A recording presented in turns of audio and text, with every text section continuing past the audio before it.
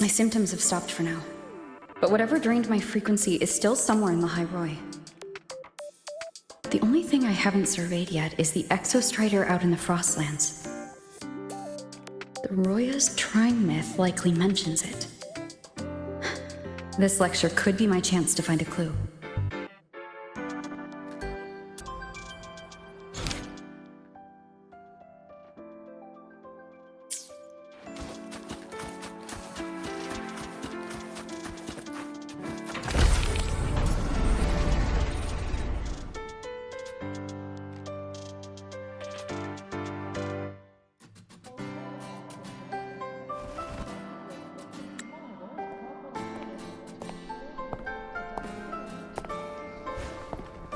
Now, we reach the second epoch of the Royan Trine myth, the Sacred Reactor Epoch.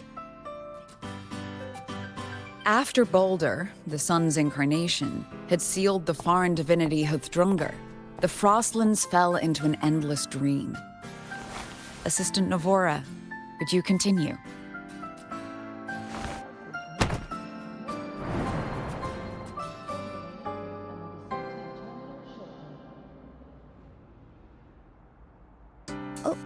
Okay.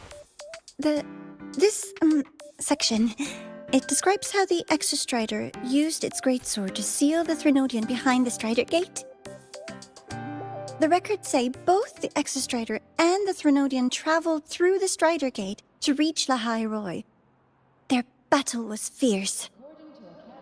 The Threnodian pushed the Exostrider to the brink of defeat. But at that moment, for, reasons unknown, the Exostrider's reactor drive flared with blinding light.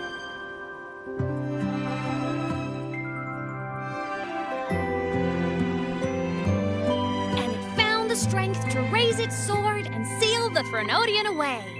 Lahai-roi was saved. What a relief.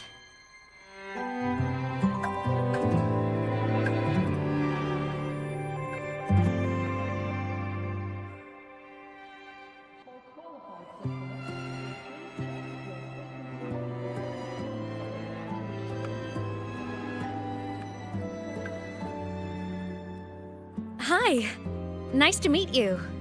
I'm Aemeath from Rebel College, same as you. First time seeing you in class. Trying to collect credits from all 4 departments? That's ambitious.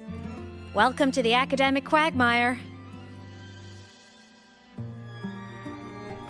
Aemeath, I've been looking for you.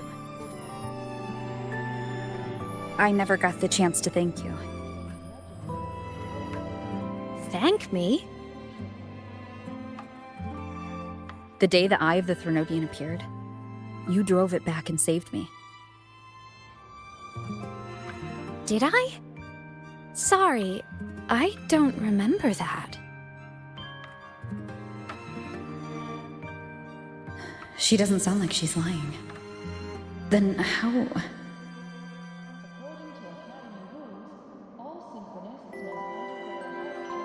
A synchronist. A freshman.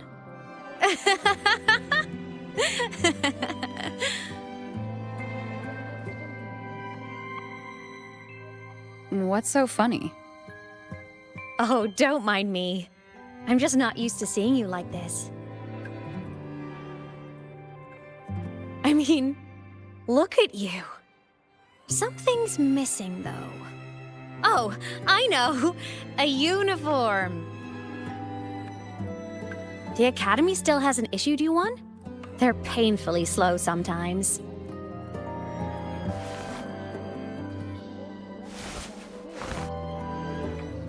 Aemeath?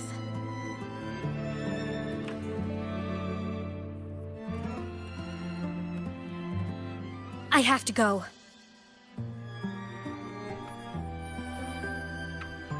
Gotta run, Professor!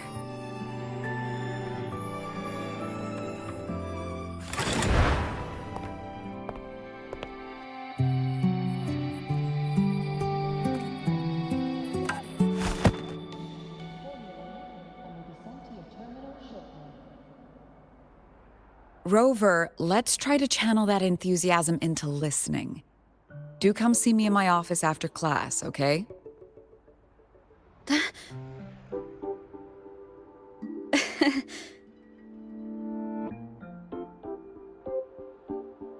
Assistant Navora, if you would. Pick up from the Twilight Epoch's Unending Winter, please.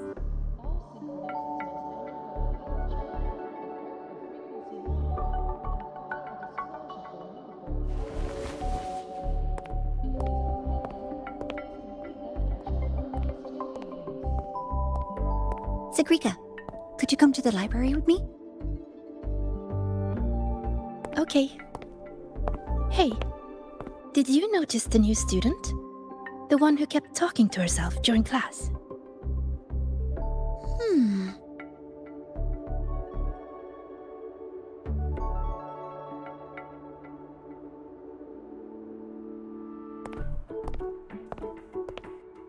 Rover, something happened during class, didn't it?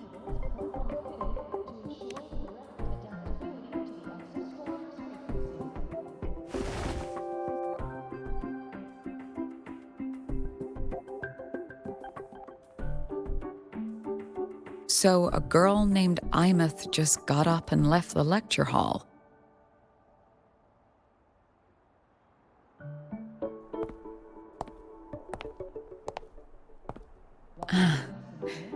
I never expected to hear that name again. Certainly not like this. Perhaps you've just had a run-in with a ghost. After all, you were the only one who saw her. President Lucilla, what do you know about her? Stay at Rebel College long enough, and you'll eventually hear her name mentioned. Though it's a story from over a decade ago now. Aemeath was a synchronist. Brilliant, popular. Professors had high hopes for her. Then, during a piloting drill, she simply vanished. She climbed into a simulator with the others, but when the cockpit reopened, hers was empty.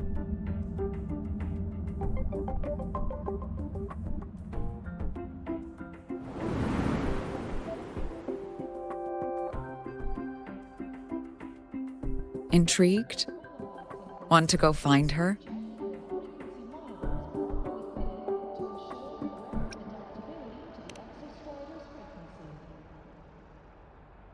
She saved you. Seems the mysteries around that girl are still multiplying.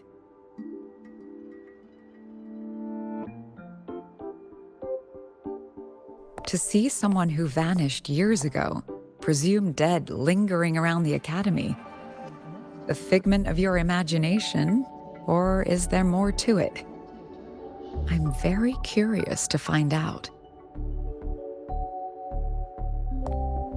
She disappeared from the Synchrolink training grounds. The very cockpit she vanished from is still there. The Academy turned it inside out at the time and found nothing. But if you're interested, go take a look.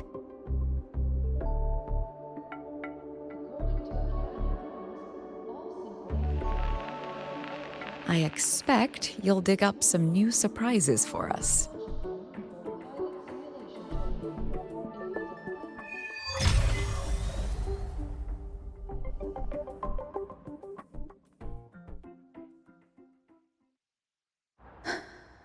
Soliskin?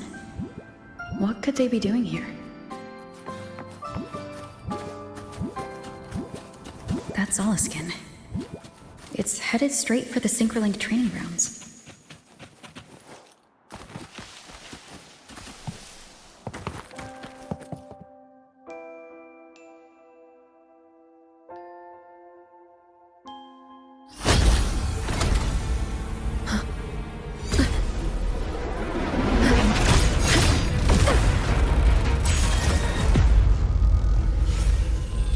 Frequency loss. It's getting worse.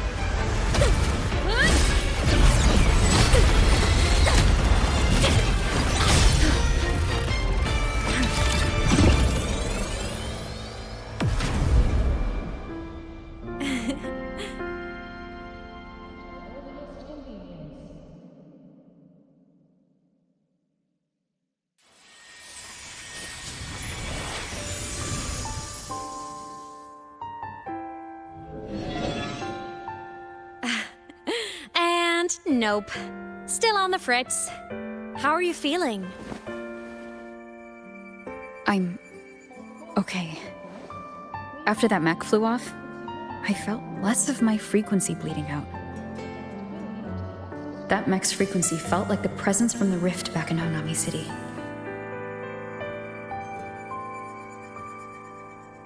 Aemeath, that mech only left after it saw you. After you clashed with it. That's twice you've saved me. Each time I'm left with more questions than answers. They say you're the Exostrider synchronist who's been missing for over 10 years.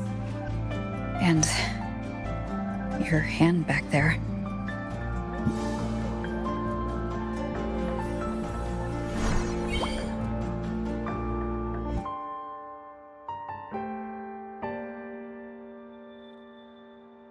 Me?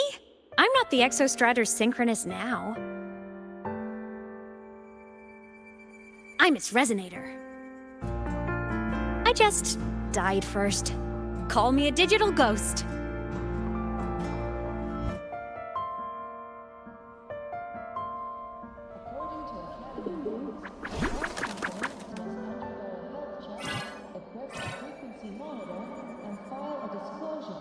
+10 years back, the underground seal broke.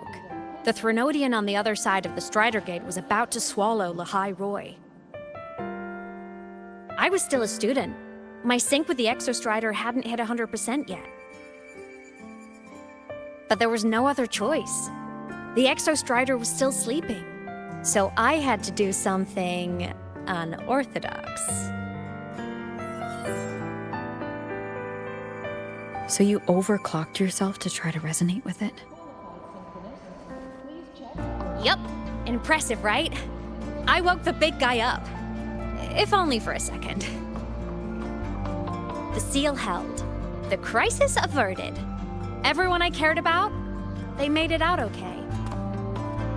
But it was too much for me. My body couldn't take it and got totally torn apart. So yeah, I died.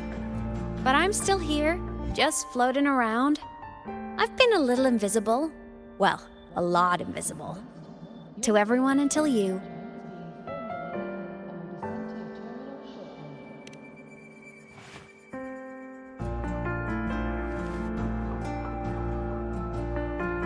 You can see me now because of this little guy.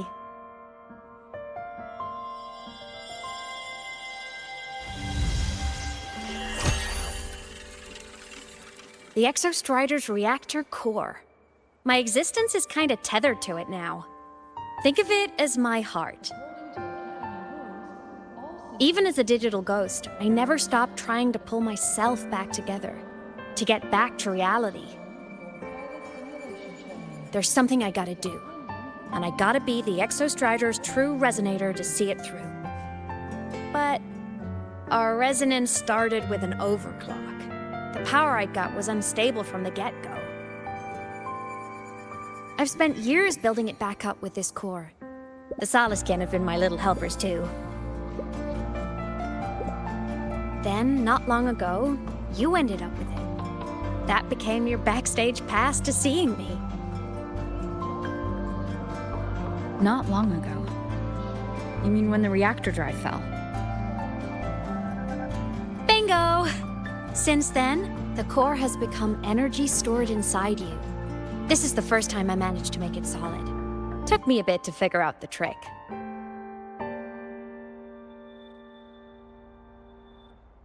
Then it was you. You're the one who saved Mornye when she was dying. You and that junior of yours were always close.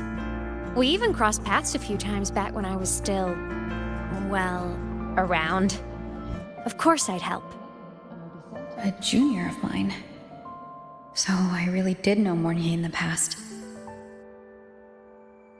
Oh, and by the way, when you charged in to save Professor Mornye, you looked pretty cool.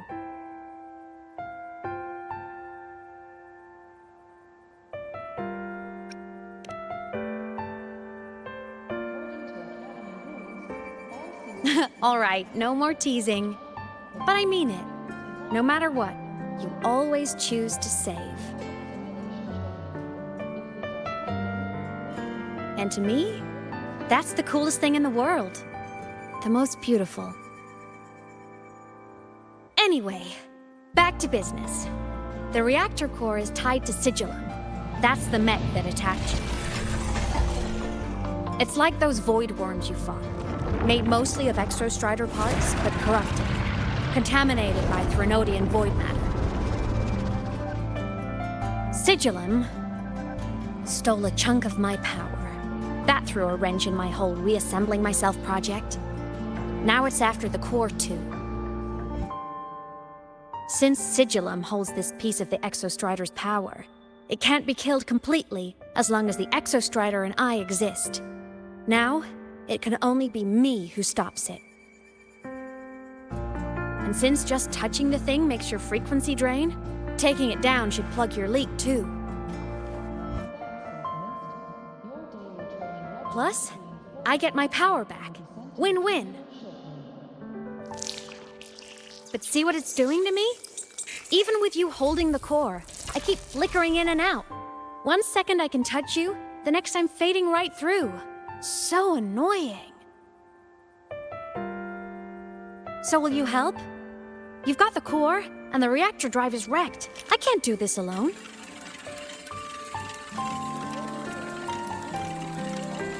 Also, I've noticed, when the core is in your hand, it runs faster.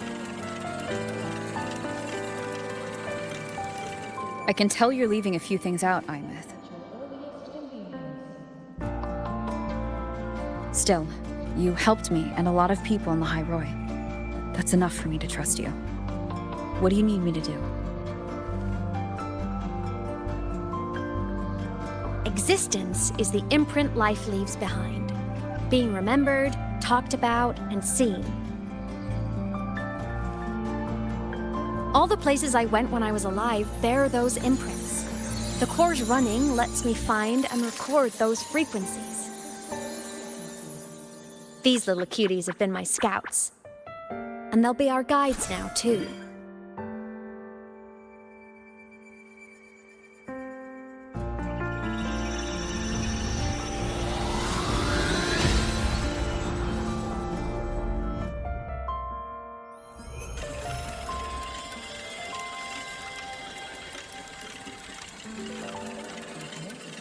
Pretty easy, huh? All you gotta do is carry the core and follow our lead. I'll do it. Alrighty. Thanks in advance, study buddy.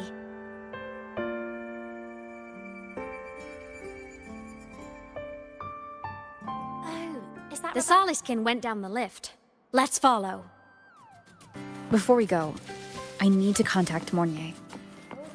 The reactor drive was lahai-roi's son. If I'm using the core, the Academy will want to know. Go for it. No problem.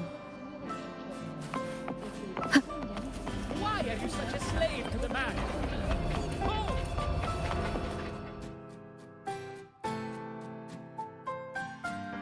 Aemeath definitely glossed over some things.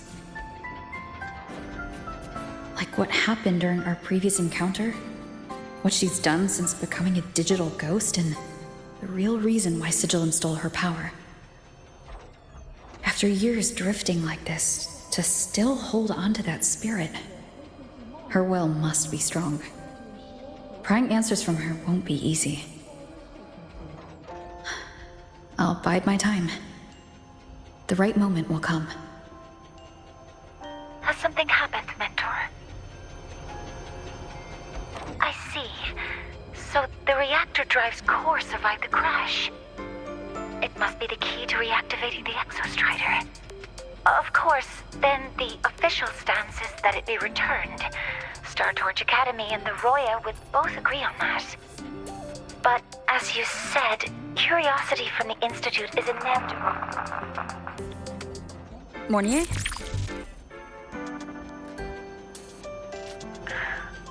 My. Already caused a stir in the training grounds. Color me impressed. I'll have people clean up the aftermath. You can carry on as you see fit. You were monitoring my comms with Mornye? You're a person of special interest. Of course we keep an eye on your movements. We? Yes, we. The Space Trek Collective. Think of us as the annoying adults on campus. I'll handle the debate between the Institute and the Academy about the core. This is a matter of priority. They'll listen to me. But when you're done with your business, I'll need you to return the core to the Exostrider. You didn't mention it to Mornye, but I suspect your possession of it traces back to Aemeath, doesn't it? President Lucilla, I don't appreciate being interrogated over a tapped line. My apologies. As the one responsible for this academy, matters related to the Exostrider tend to cloud my judgment. After the incident with Warren, we upgraded safety protocols on public lines. No more overstepping. Here is a peace offering. I've granted you full clearance. Passes for the Starboard Riseway, archive access, and use of Academy weaponry and equipment. I'll also personally apologize to Professor Mornye for interrupting your comms and ensure her next research grant is substantially approved. How's that, Rover? More to your liking? Why is the Space Trek Collective pushing this so hard? You should know. You have a past in lahai-roi, and you have some kind of connection with the Exostrider. The Twilight Epoch, the unending winter described in Royan legend, the threat of the Threnodian Aleph 1 is growing. We need the Exostrider awakened. Returning that reactor core is the only way. We've always trusted you to stand with us in this matter, to stand on the side of humanity. You know where to find me if you need anything, Rover. And my door is always open if you just want to talk. The Soliskin is leading us to the Auditorium first.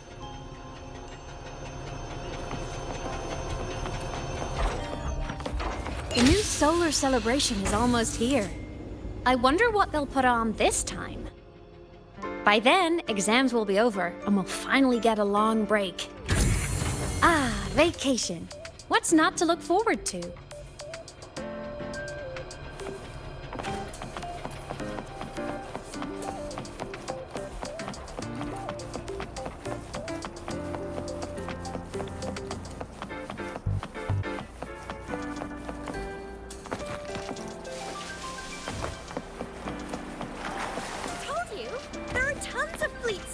Fans at the Academy. I just hope the fan meeting goes smoothly and everyone has fun.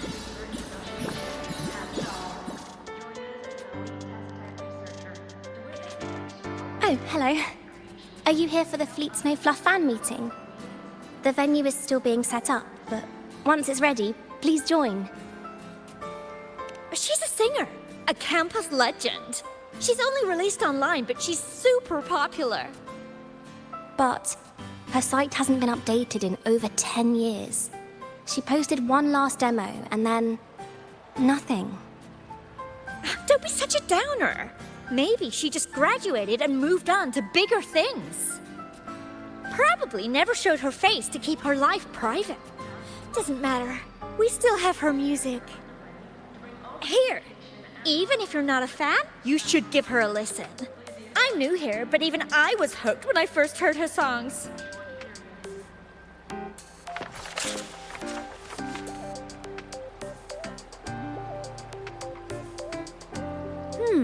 Nice print. A fan meeting. Huh. If they're happy, I'm happy. Come on. Let's follow the Soliskin and see what's going on in the auditorium.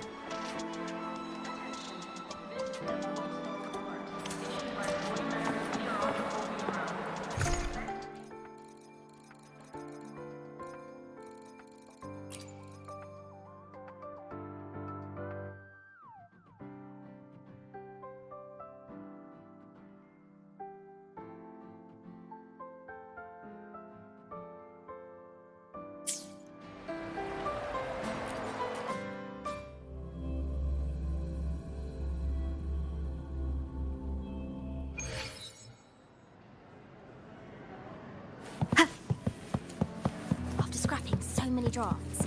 I finally got this poster ready for everyone in the fan meeting to see. I hope it helps more people come to love Fleet Snow Fluff. Just like I did. The fan meeting merch made it on time.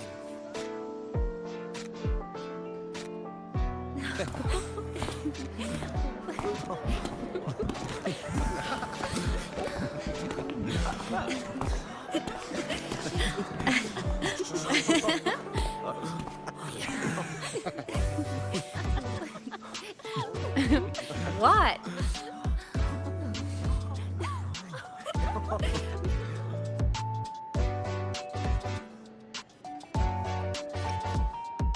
Oh, just a habit of mine. Waving, chatting, going to class. It makes me feel like I'm still alive.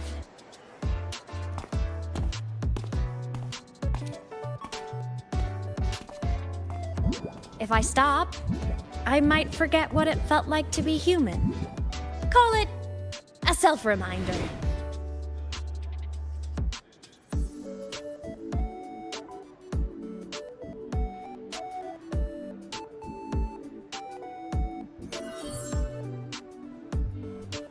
Fleet Snowfluff? Yep, that's me. But don't say my alias out loud. It's embarrassing. So you weren't just a synchronist. You had a whole other life here. Just one of my many hobbies. I was into photography, gaming, movie nights with friends. Figured you only get to be a student for a few years. And I wasn't the ambitious researcher type. I wanted to soak it all up while I could. I tried a little bit of everything. I just wanted a happy, carefree life.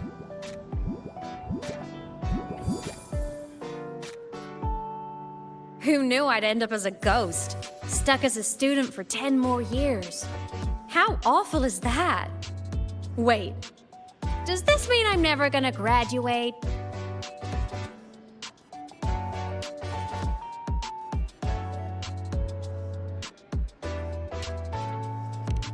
Hope so. Guess everyone needs something to hold on to. It's good to have a little hope.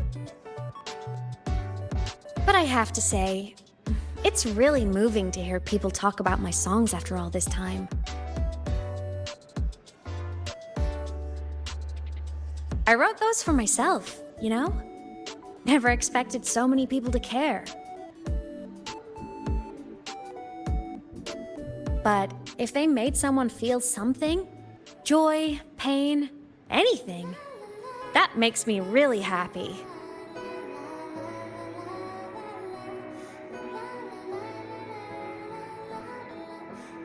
Hey, listen. Hear that song playing in the auditorium? That's the unfinished demo I left on my site. What a shame. I really should have finished that before the training run.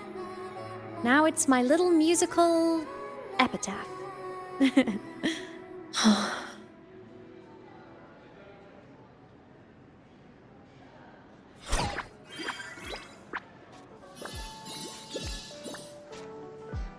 Let's go. The Soliskin is calling us.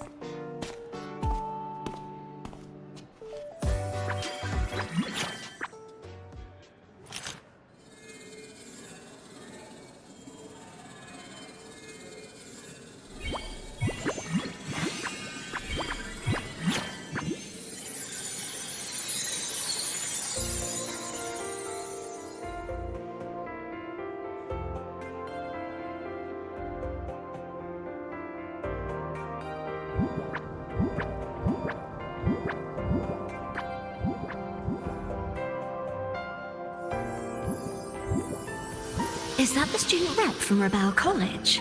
That's one bold speech. Is she giving a welcome speech or recruiting for a space adventure club? Uh-oh, the professors look upset. But she made a good point, didn't she? Isn't that passion the entire reason we're here? To explore whatever's out there again.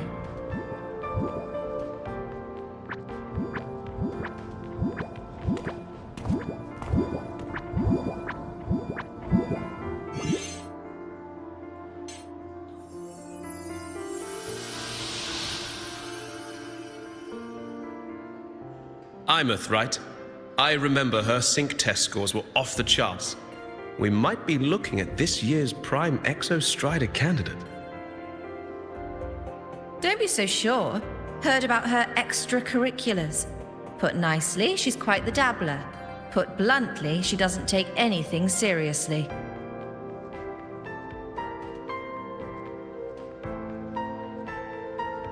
Potential is still potential. She's brilliant, she just needs guidance.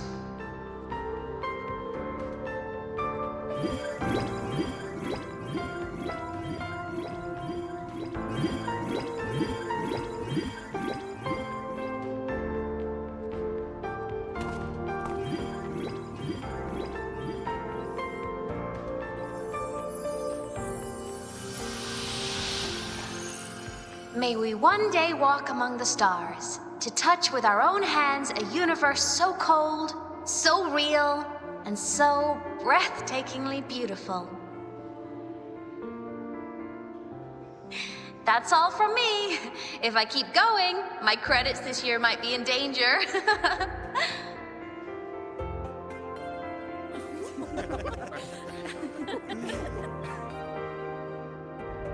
It's an amazing feeling to be here at StarTorch Academy, and to know I'll be sharing this journey into the great unknown with all of you.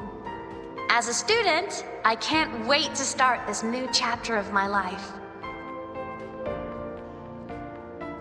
There's just one thing missing today. I wish my family could be here in the crowd to hear this. So, to her, I want to say, I'm doing great. And I'm happy. Everything is just as you hoped it would be. So please, don't worry about me.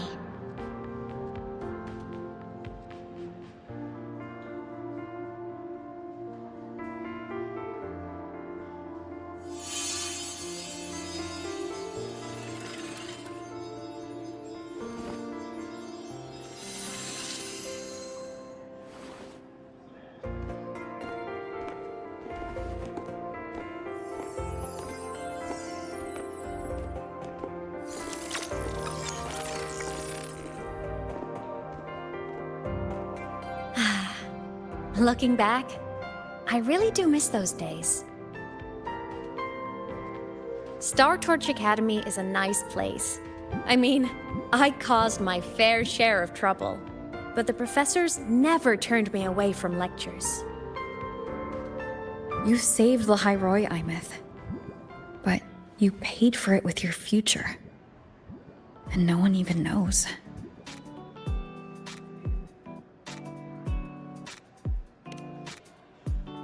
Maybe a little. But it's fine. Loneliness doesn't kill. Besides, I still have plenty to keep myself busy with. I wish I could have been there. At graduation.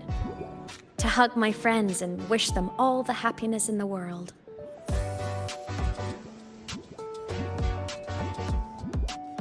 The Soliskin headed outside. Let's catch up.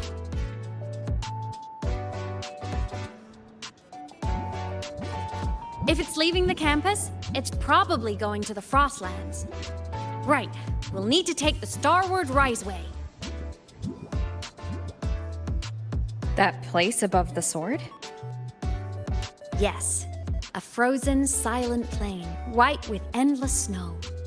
The place where the Exostrider finally sank into slumber.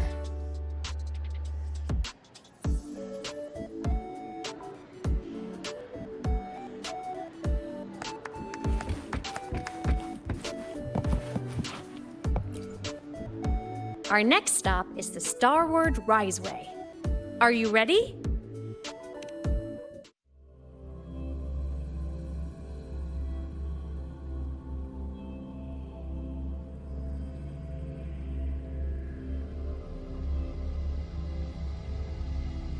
When I was a kid, I once hid in the Starward Riseway and made it to the Frostlands all by myself.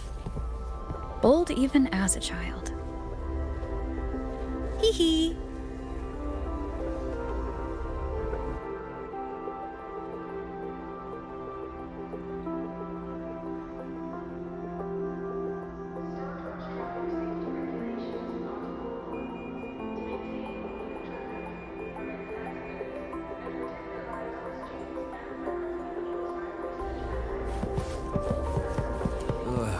I don't run into bad weather again, like the last time.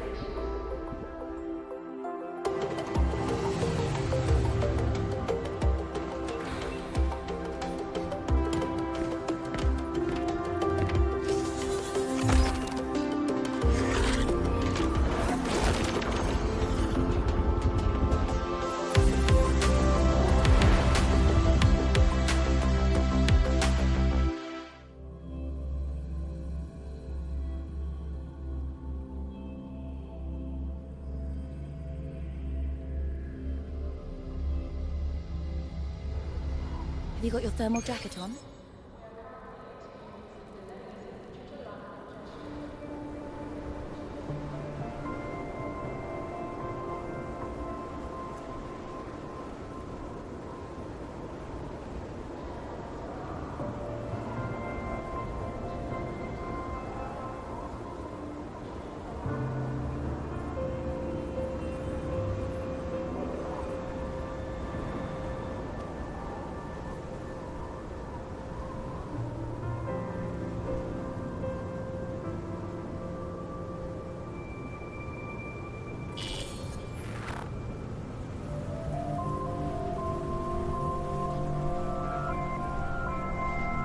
Cold?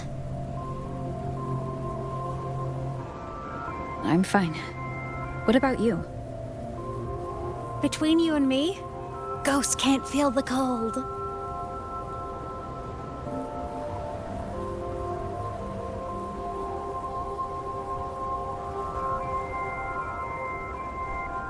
The snow. It's so beautiful. What a coincidence to run into you here. This is a pleasant surprise. Oh, it's Dr. Luke. When he's around, just pretend I'm not here. Otherwise, you look like a weirdo talking to thin air. You should hide too, okay? This is our secret journey.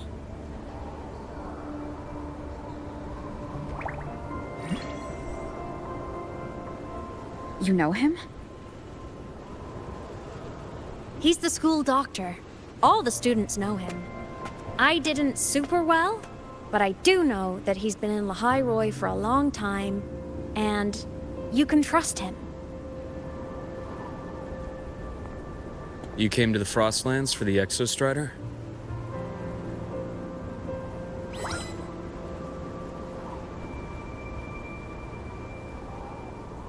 I'm headed the same way.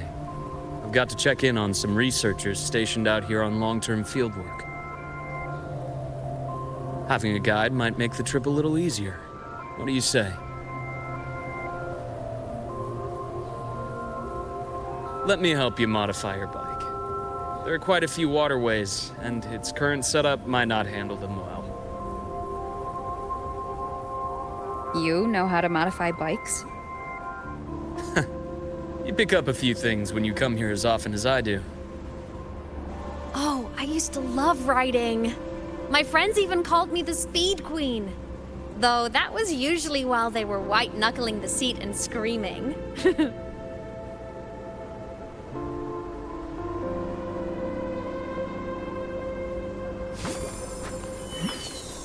Look at this place. Hard to believe it, but years ago, all of this was a lush green forest. Back then, the Roya were nomads, the true natives of lahai-roi, who walked in step with nature itself. Was it the lament that changed it into Frostlands? Yes, it triggered a magnetic pole shift. From then on, lahai-roi became the new pole. But a lament wasn't the only cataclysm stirring back then.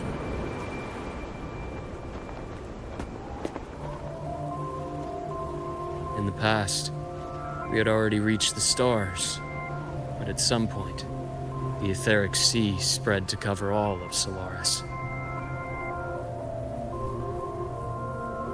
From that moment on, the universe locked its doors. We couldn't verify whether the sky above us was real or just a reflection. Countless spacecraft were lost. Our space exploration programs were abandoned, and space became out of reach.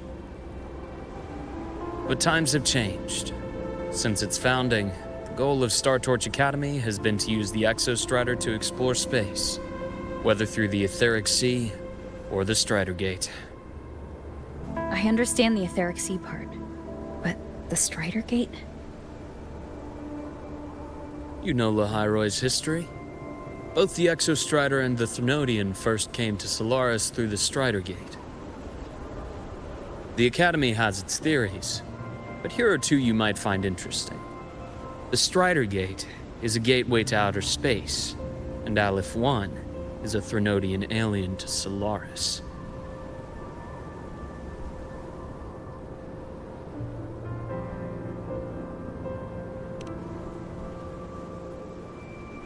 With a gateway like that, of course we want to open it. But to pass through, we must awaken the Exostrider and be prepared to face Aleph 1 head-on. I've long believed that Aleph 1 poses a far greater threat beyond void storms and void worms. With other Threnodians, we can at least glean clues of their nature from their places of origin and the civilizations they emerge from. But Aleph 1... our knowledge remains blank. So many dream of being the Voyager who returns from the stars, the first to walk the cosmos once more. But in all these years, no one has succeeded. The Etheric Sea phenomenon cast us into isolation, but it also gave birth to all our dreams of what could lie beyond. And those dreams are still alive today.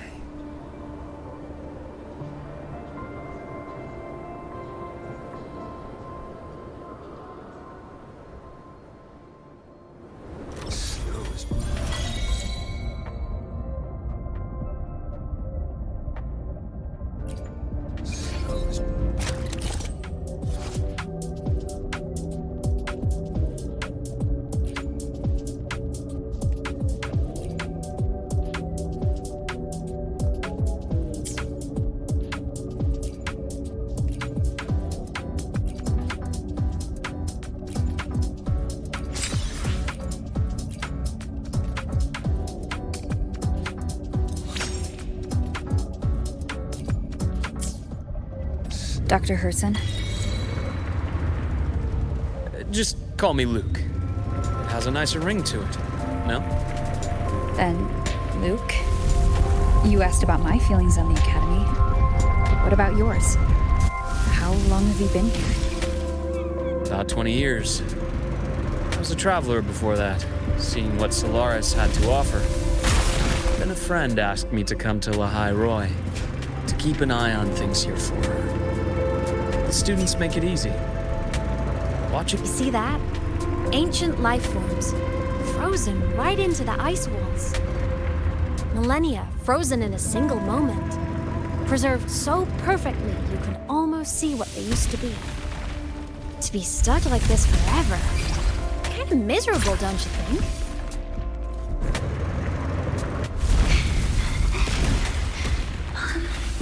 Must be around here. Someone's ahead. That voice. I remember hearing it not long ago.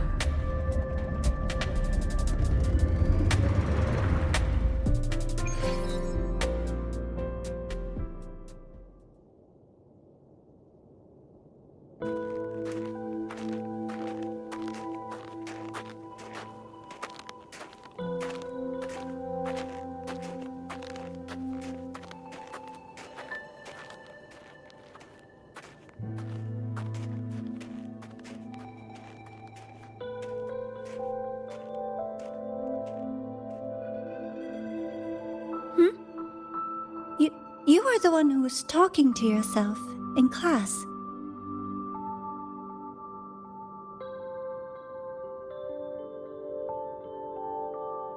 Whoopsies! Oh, and Dr. Herson. You are traveling together? Did the Academy greenlight a new field trip? Just my routine checks on the field researchers. Rover here has their own business to attend to, but we're headed the same way.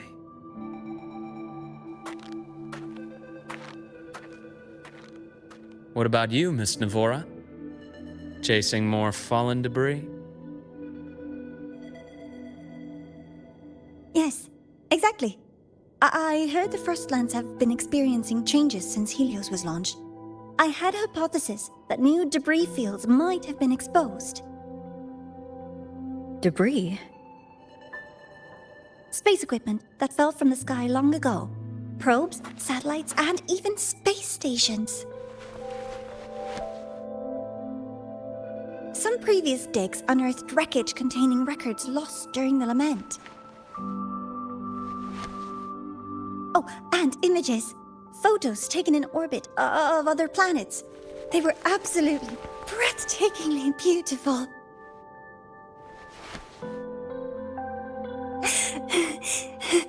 Oh, sorry. I got carried away.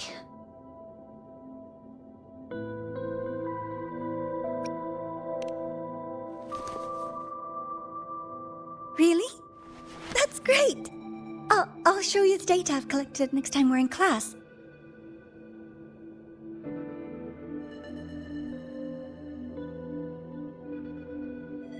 The universe. What secret is it hiding behind all those infinite stars? I really want to know.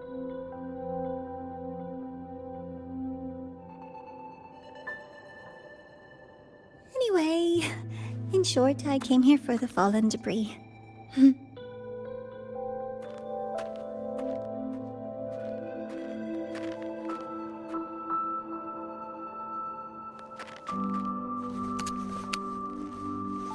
The data on the instrument shows there's a high chance that close by... Huh?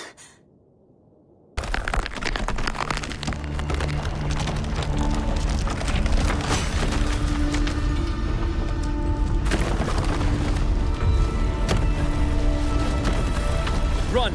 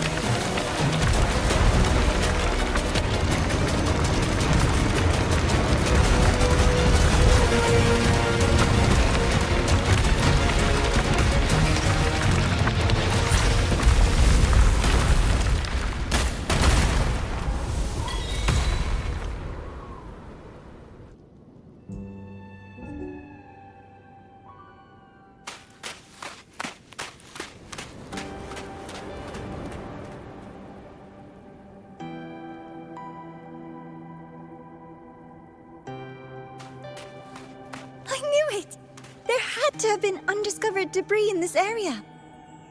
It must have been sealed in the ice wall all this time. Luke, Navora, you all right?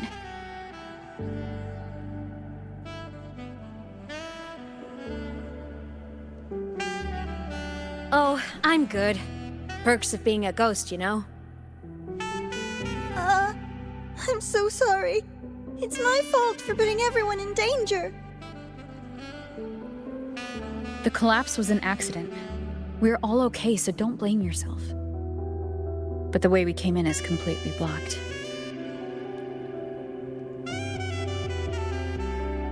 Scaling that ice wall? It's too high, too risky. I'd rather not have a student on that climb. I've contacted the Academy. They're sending a rescue team. Once Navora is safely returned, we'll set out again.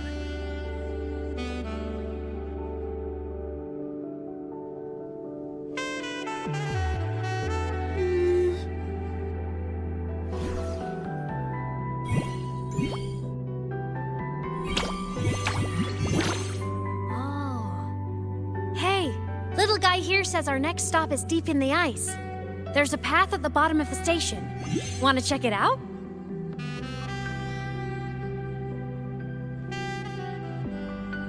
What about waiting inside the station? It's freezing out here, and another collapse is possible. It's safer to wait for the rescue team indoors. I agree. I want to see what's inside too. With Rover on the team, a quick recon should be manageable. Up to you.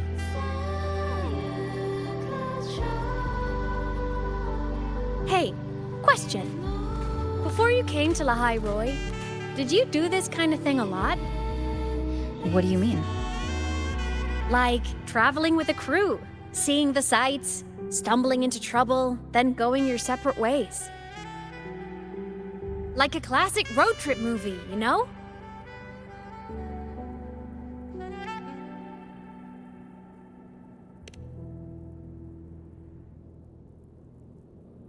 Nice.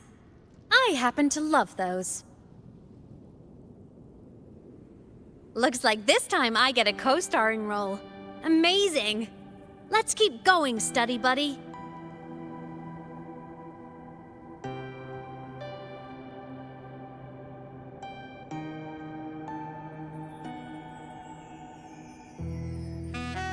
There's a collapsed entry point over there, but it's blocked. Some kind of barrier caused by unstable frequencies. The Exostrider sleeps in these frostlands. Void storm activity can make local frequencies unstable with fluctuating void matter levels. Oh, taking this opportunity, let me grant you access to the module adapter. Huh. It's already unlocked. Huh? That must have been Lucilla. Let's move to an area with a stronger signal so it can be deployed.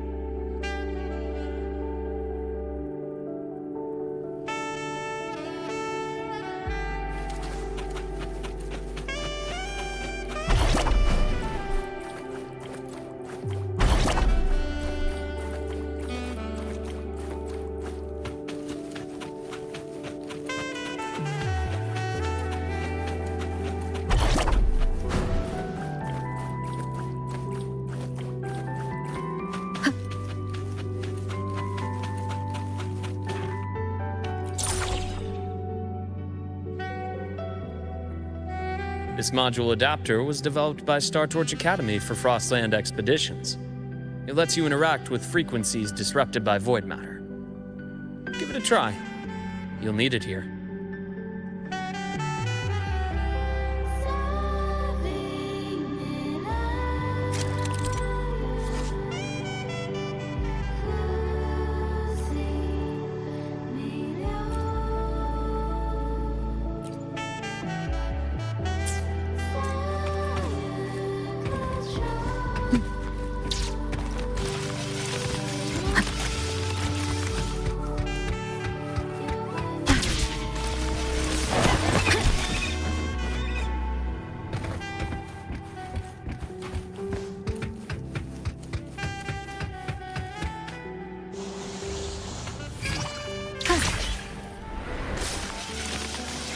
Compared to other debris fields, this station is in much better shape.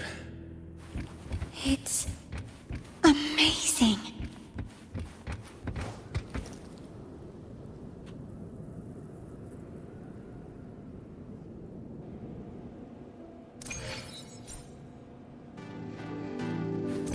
Back in Mount Firmament, I saw characters like this. They belonged to the court of Savante. But I still can't make out what it's saying.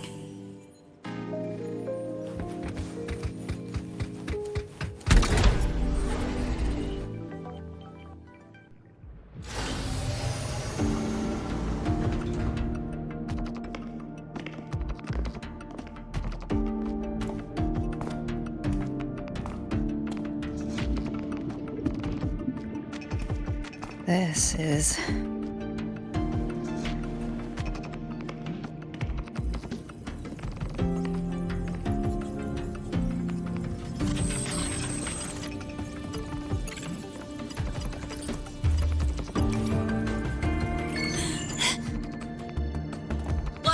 aboard the SkyArk. I'm Wenlu, your guide for today's tour. Teachers, please stay with your assigned groups and ensure this one-day tour goes smoothly.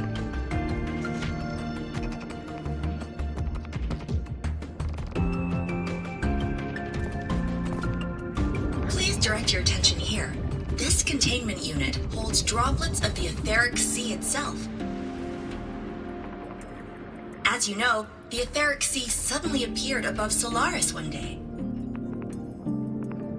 During that initial event, the court of Savante briefly glimpsed a figure of a white-haired woman. She vanished in an instant, leaving countless puzzles in her wake. What is the etheric sea? What does it do? And why does it appear? The court of Savante conducts research here at SkyArk to seek answers to these questions. Next, please scan your clearance with the system and follow me in an orderly manner. We will now proceed to the central deck. Awaiting us is this station's most significant breakthrough, a mass relay device powered by a stabilized sample. A sample of the etheric sea? If it's part of the fallen debris, can it be? This research started before the phenomenon first appeared? Oh my, this is an absolutely incredible discovery! Thank my lucky stars I came to the Frostlands today. That guide was probably a hologram frozen in the system's memory. Those brilliant minds in the Institute will be wetting themselves over this. One-day tour, huh? From the way she spoke, the visitors must have been school kids. Guess hopping a shuttle into orbit wasn't a big deal back then. The containment unit looks custom-made too. Transporting those samples safely would have been a massive logistical operation. Court of Savante Space Station. This is an exceptionally rare find.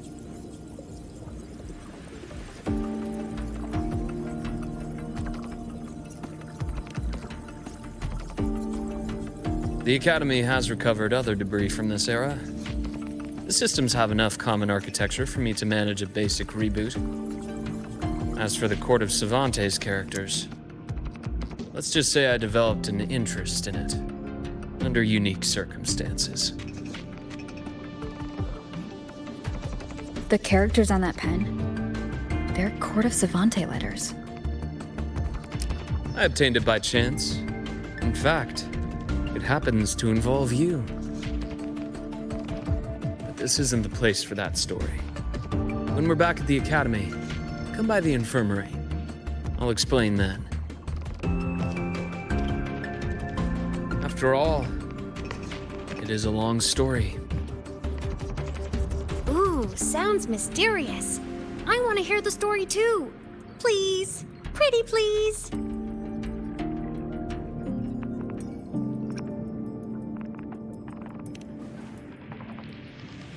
Fair point. Don't forget I can even sneak into your terminal. Everyone, this way please. The visitor registration system is here.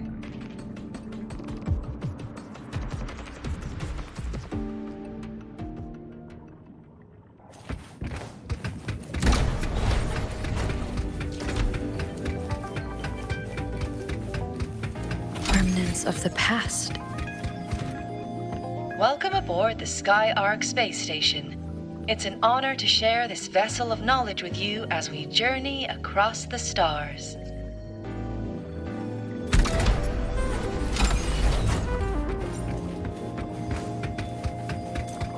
The clearance we got won't grant us access to the entire station. We'll need to register again later. Also, while the hull looks intact, the system is reading several parameters in the red.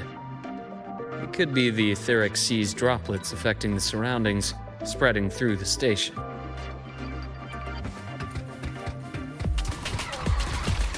Break.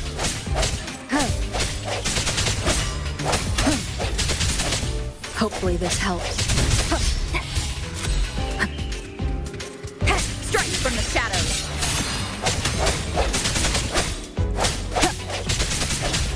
No hesitation.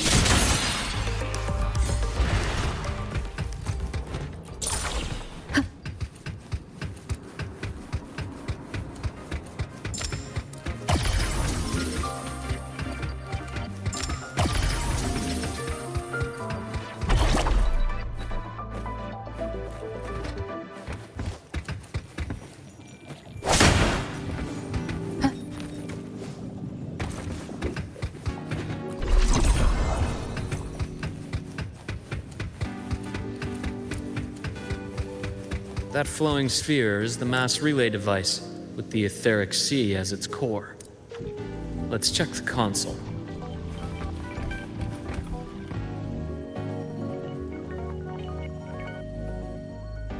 With the droplets dispersed, some space station sectors have become unstable. This mass relay device shares the same origin as the droplets. It can stabilize them and also punch a corridor to other sectors. Incredible that it has such capabilities.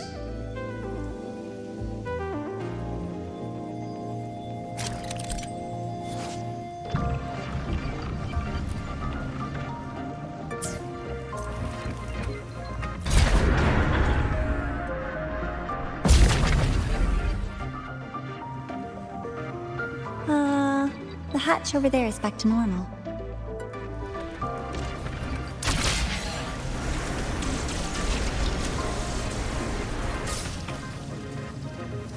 Interesting. Feels different from how I usually move.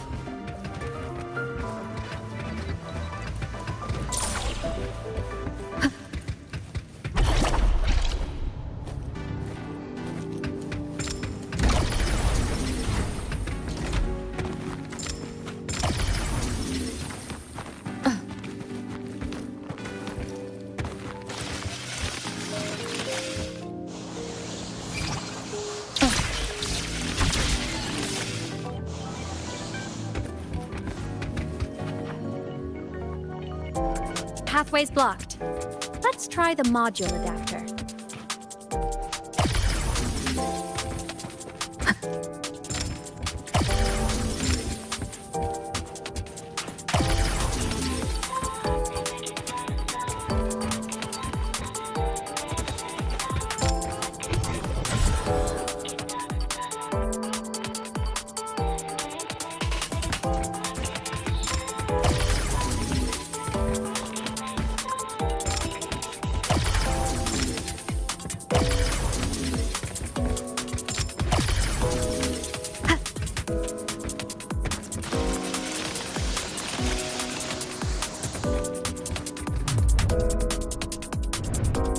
Here.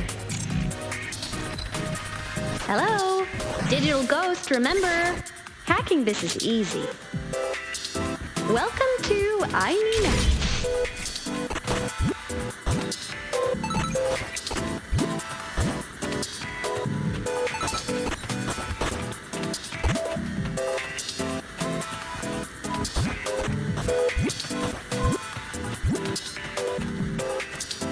An unexpected discovery.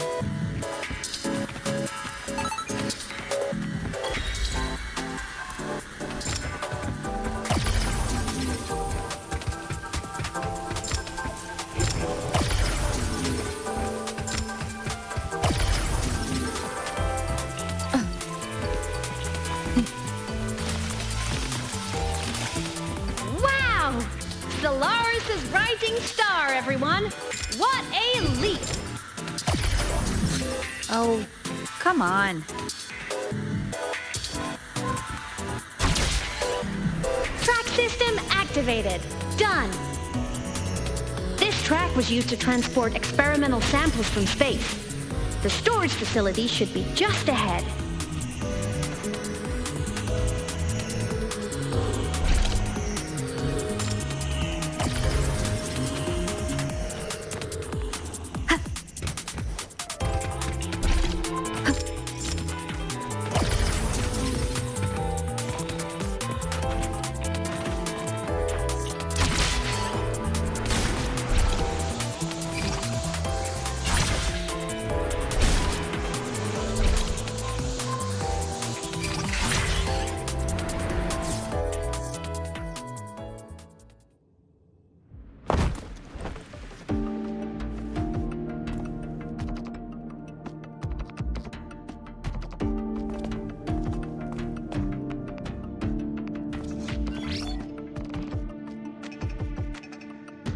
containment units hold star fragments and etheric sea droplets, all collected in EVA missions by our very own Uncle Clement, who just gave you a tour.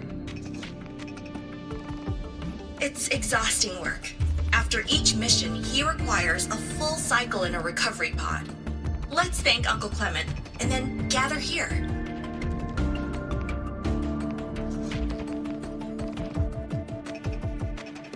Now, please welcome Project Director Junshi to give us an overview of the Etheric Sea Initiative.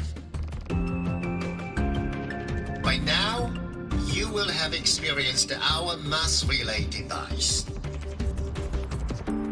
It is our first major breakthrough and definitive proof of our theory that Etheric Sea can be utilized as a gateway.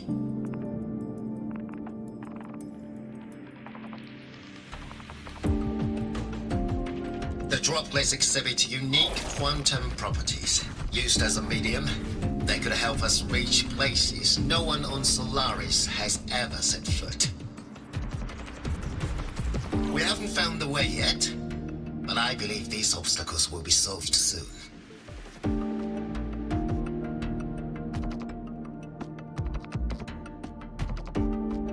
I have faith, not just in the court of Savante, but also in humanity's resolve to explore the stars, and in the budding curiosity I see before me. A mind that feeds on the light of distant stars will never be content to simply look. It will find a way to make the journey. Recently, a brilliant new mind joined SkyArk. Our work was instrumental in developing the mass relay device. Let's welcome Professor Wei Yin to share her vision.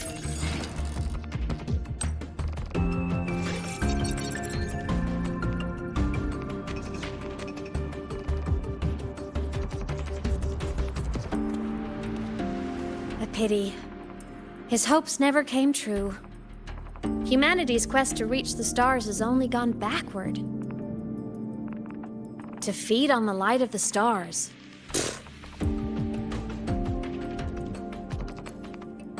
Venturing into the unknown beyond the Etheric Sea. Romantic idea. Though who says something ugly isn't waiting out there in the dark? Over here. I found something interesting in the system logs. The station fell long ago, but according to this, the SkyArk system was briefly reactivated after years of silence. Could someone still be alive? Not likely. We'd have found signs of life long before now. The activation sequence was used only to seal hatches and lock equipment. After that, nothing. Can you see who activated it? Hold on. Yes. Clearance belonged to Clement. The one who gathered the droplets. That's all I can pull for now. But the Academy will run a full investigation later. I'll keep you in the loop. Good. Keep me posted. Shame the director's speech got cut off. I can't help but wonder what that colleague of his was going to say.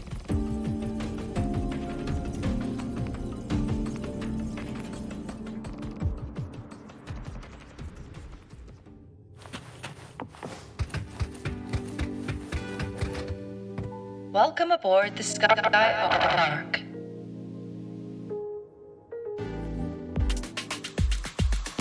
The station's security grid is offline in this sector. The monsters, void matter has made them highly unstable.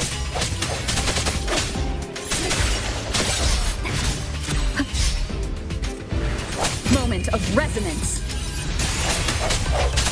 Ha! I sense your weakness.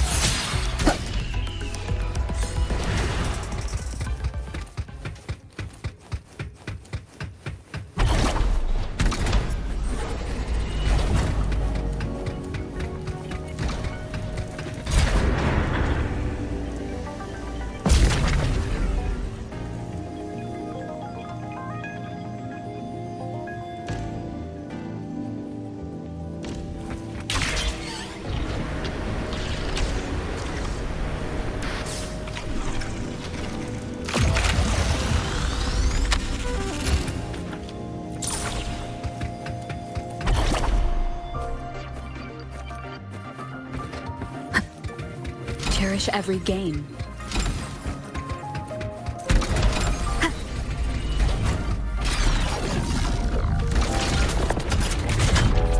Leave it to me.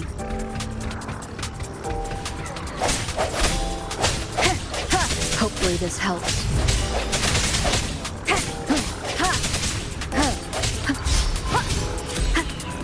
No hesitation.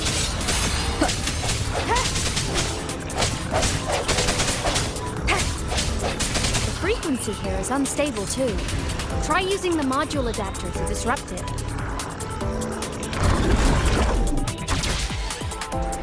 Look left!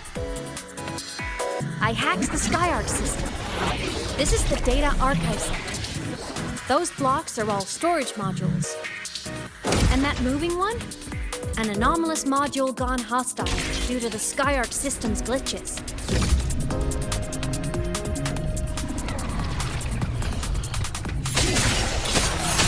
Hopefully this helps. Void matter levels seem to have risen.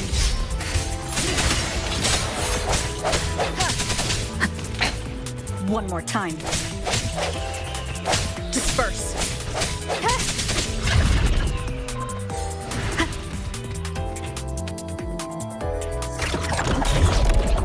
It's moving deeper into the sector. I'm on it. Look, lahai-roi blocks is complete. In the Space Fantasy Katia series, every copy included this menu.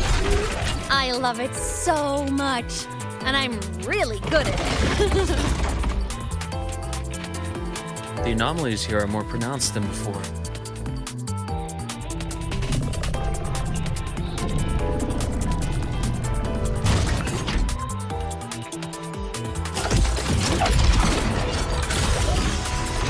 Hang in there! I'm working on something in the SkyArk system. Use the adapter to disrupt these error modules.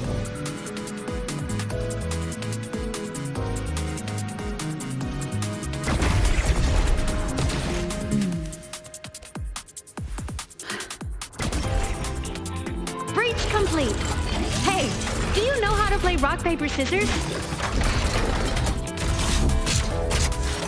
Good. Now, go rock!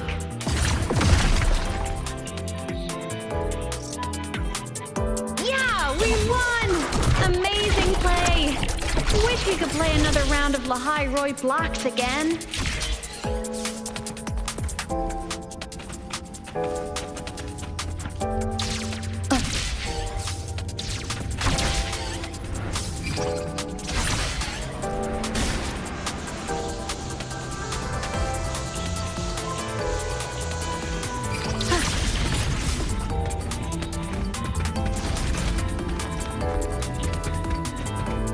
Are just like minions in the Space Fantasy Katia series.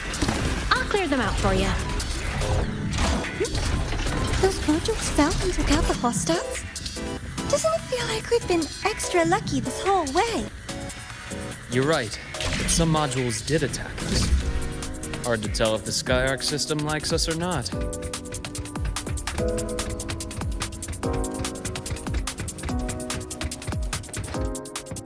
Welcome aboard the SkyArk Space Station. Your one-day tour has ended. Please follow your guide back to the central deck and log out of the visitor system in an orderly fashion. May we meet again among the stars.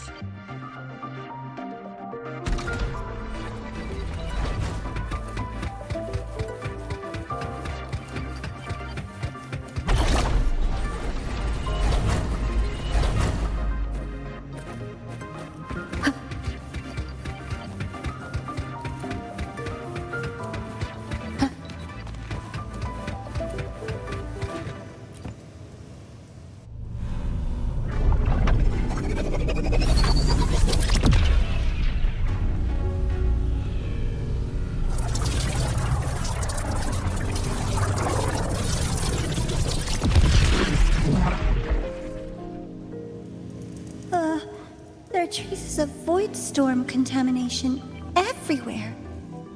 This concentration of void matter should have flooded the upper decks by now. Could something be containing it down here? further in. Something's down there.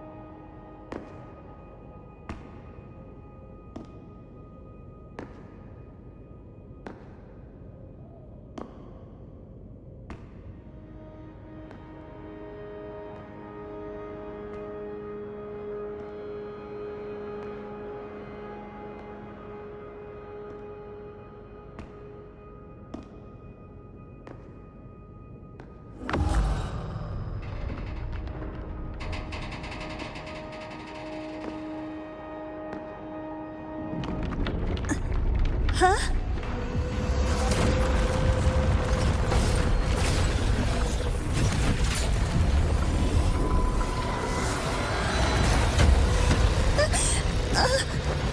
That hurts. Navora!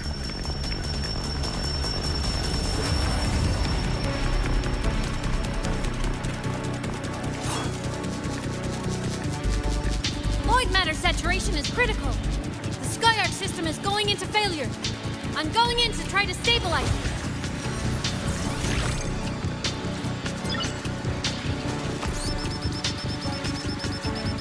Everything here has already been contaminated, including that.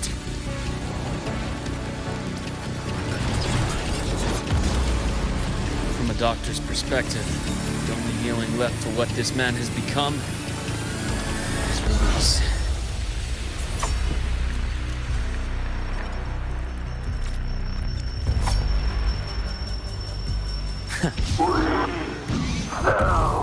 From stars.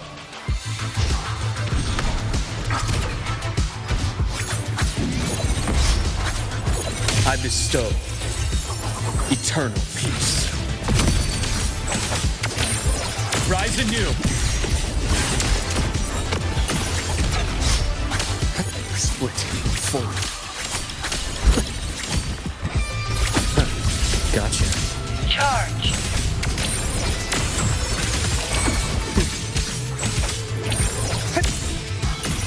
Entombed in daybreak. A bearable price. A deep incision. Charge. Game over.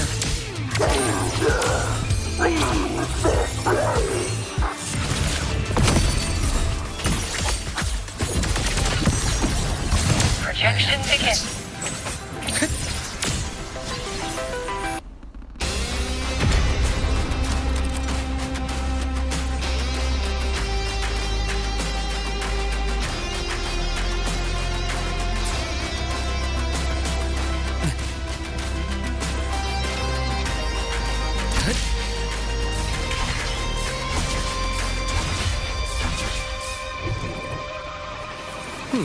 Refreshing.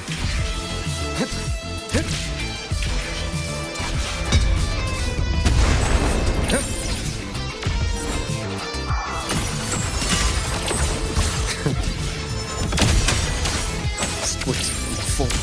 Return to silence.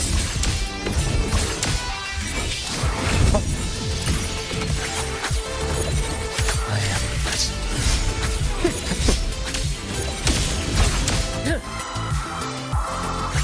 Split forward.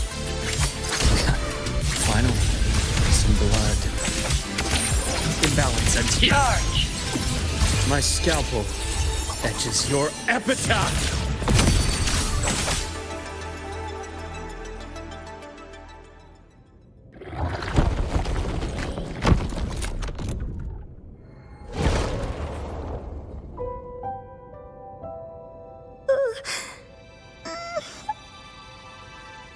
I'll check her injuries.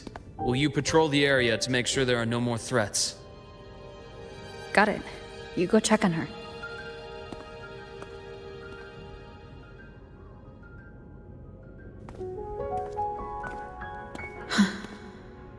What's that?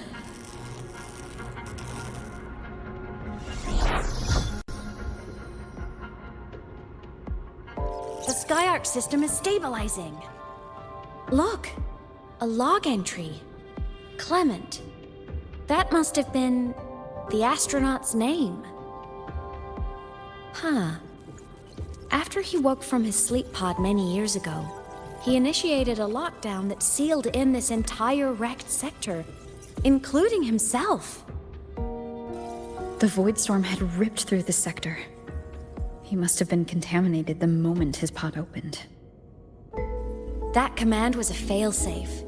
He knew he was going to lose his mind, so he wanted to stop himself from reaching the upper decks and hurting anyone. Tragic thing is, the station had already been down for years. There was no one left up there to save.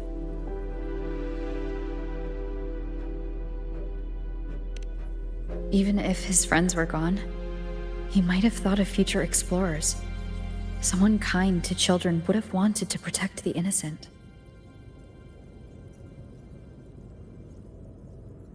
To wake up from one long dream, only to fall into a deeper nightmare. Maybe it would have been kinder to never wake up at all.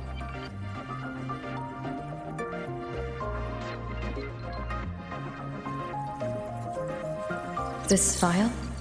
It looks like a recording.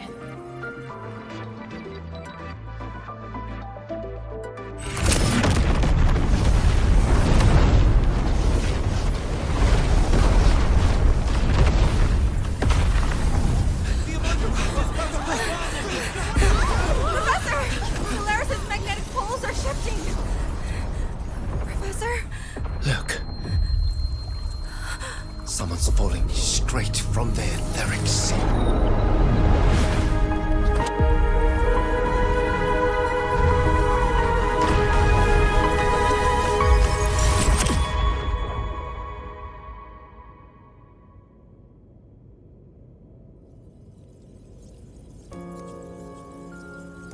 Was that me in that recording? That had to have been the station's final moments, when the etheric sea phenomenon suddenly spread and engulfed all of Solaris, like Luke said. But those droplets in the sky, that was retroact rain. So that might have been an image of an event long ago, not part of the etheric sea phenomenon itself.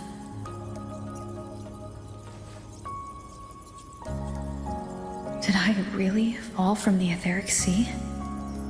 Or what lay beyond it? Junshi did say the droplets could act as some kind of gateway.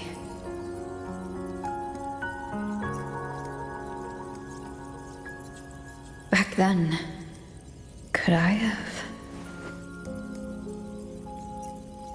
Aemeath? What's up?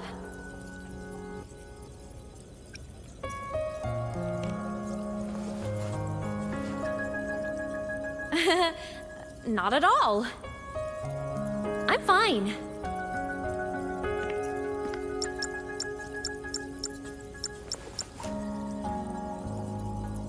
I'd recommend you keep this private.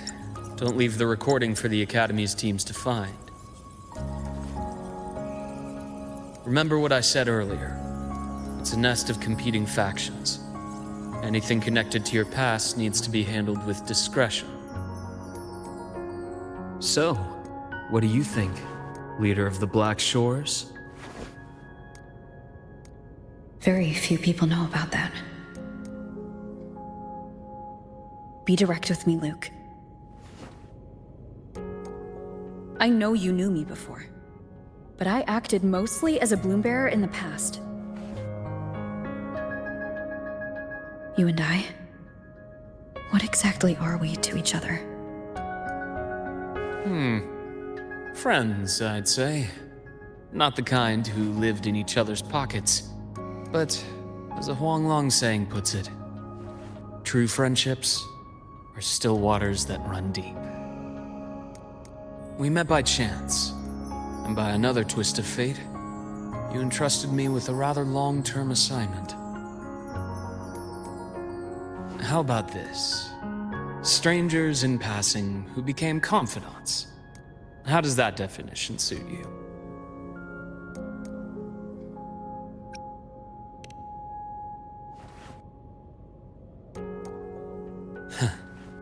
Sorry, but it's the truth. We didn't spend much time together, but we got along instinctively. Star Torch is a web of competing interests. If this video leaks, it'd create quite the cleanup operation. After your sudden exit years ago, people were lining up to unpack your history. Solaris's golden girl, forever a mystery.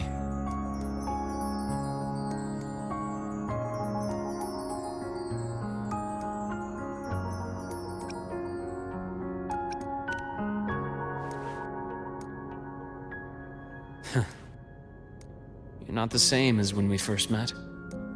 But let's save the reminiscing for later. Navora's hurt.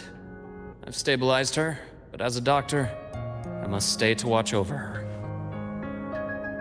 From this point, you'll have to proceed alone. We'll wait here for the Academy's retrieval team. All right. I'll see you back at the infirmary.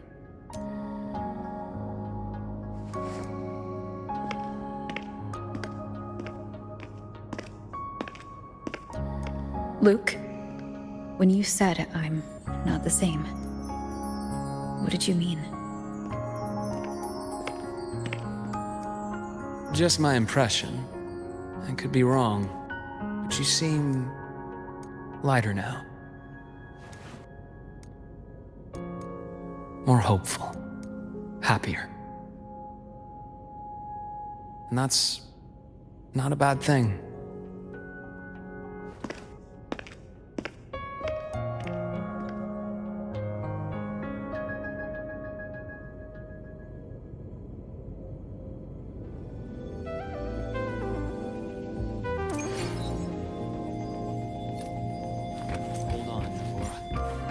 The retrieval team will arrive soon. Okay.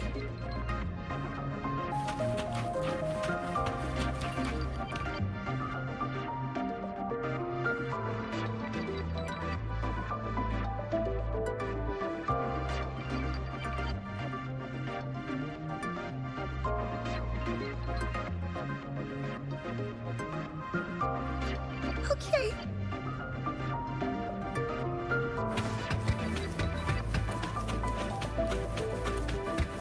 So, our squad of 4 is now a squad of 2.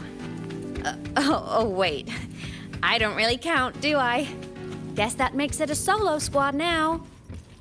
I once got accepted to work at a research outpost in the Frostlands. I took a different route back then. That's a surprise. I thought you'd prefer hobbies over field trips. Well, I was really into void storms. Could count as a hobby, I guess.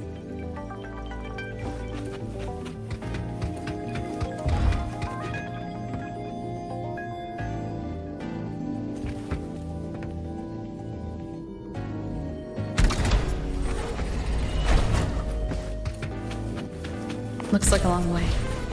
Better take the bike. Let's follow the light ahead.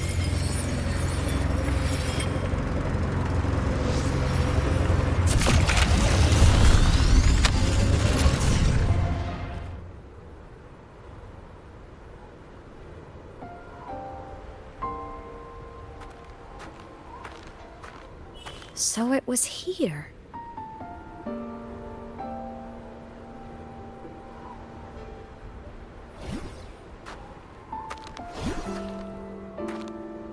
This is the research outpost you mentioned before?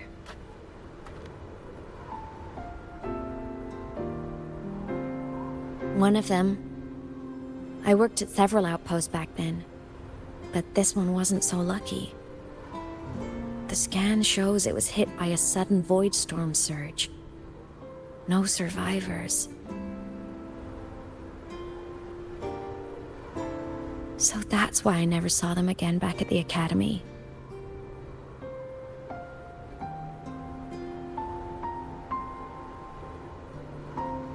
thought I just didn't see them around.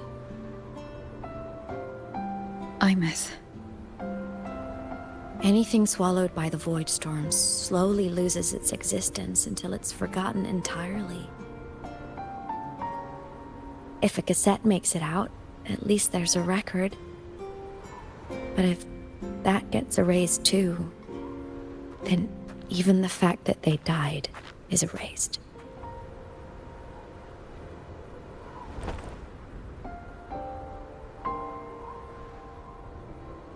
Use the core. I want to see them again.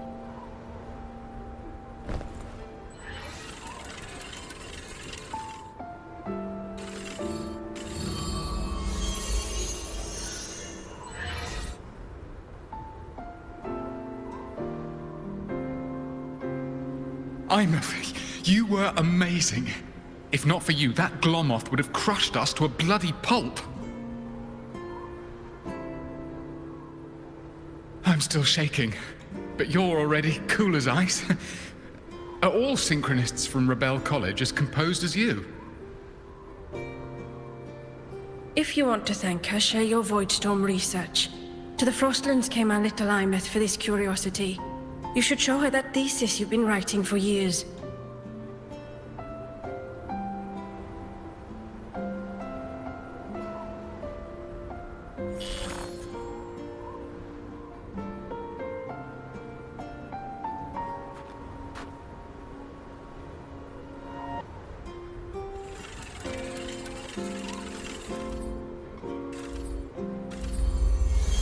Aemeath, you think cassettes might be a breakthrough? I'm not sure. Right now, they're just for archiving. Actual transcription feels like a leap. Try looking to the exoswarm for inspiration. In lahai-roi, only one power against the Voidstorm exists, and that all comes from the exostrider. Your thesis or your delicious stew, either works. I'm not picky.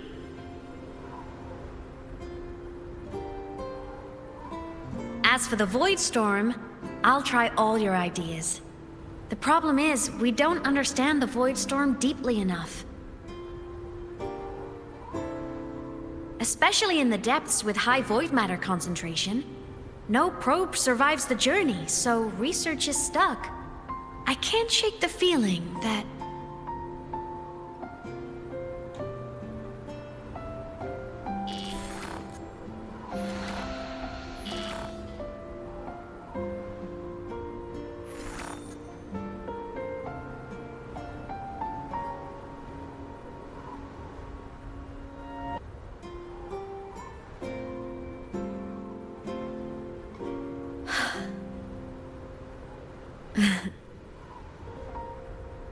When I was a child, my parents were lost to a void storm. Soon after, I even forgot what they looked like.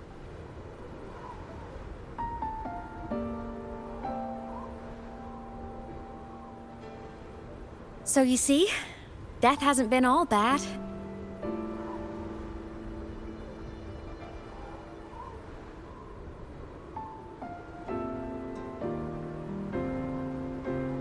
Once I became a digital ghost, void matter couldn't affect me anymore. Even if the whole world forgets my friends and colleagues, I still get to remember every single one of them. Aemeath? Yep. You don't always have to smile through everything. What's that supposed to mean? I'm happy. Really. It's the way I choose to live. You're too serious, always overthinking, hence the long face.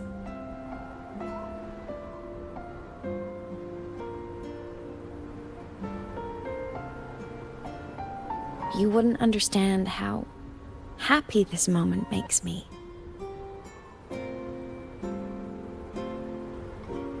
Come on, I'll show you the Frostland slumbering giant. Lahai-roi's Exostrider.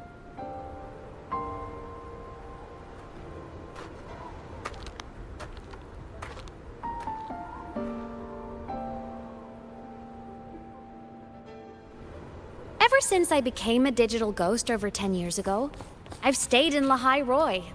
Can't get too far from the Exostrider. You've been to many places, right? Care to share some stories? Let me think.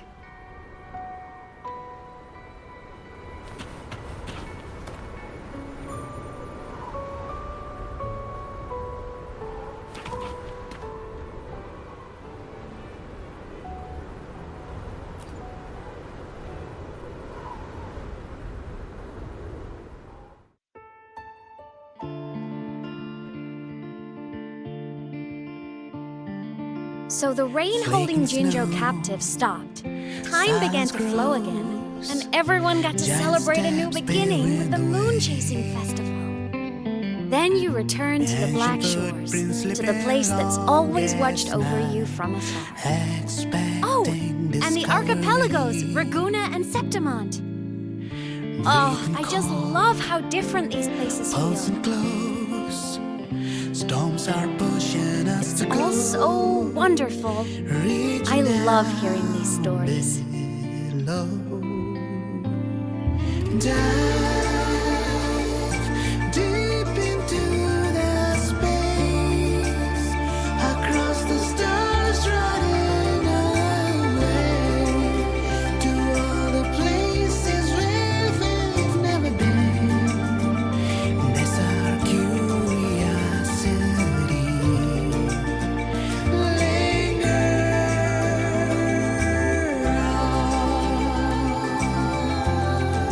Wishing for the better days, bring the dawn.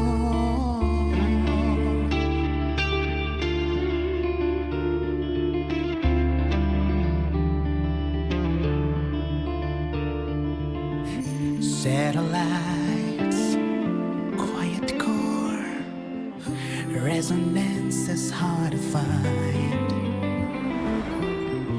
Meteors crash towards frozen crust that can't crush, crave for the unknown.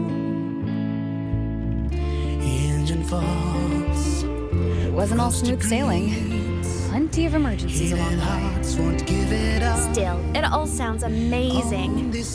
And I know you must care for some of the people you've met. Tell me, this journey you've been on since losing your memories, have you been happy? Yeah. That's all that matters.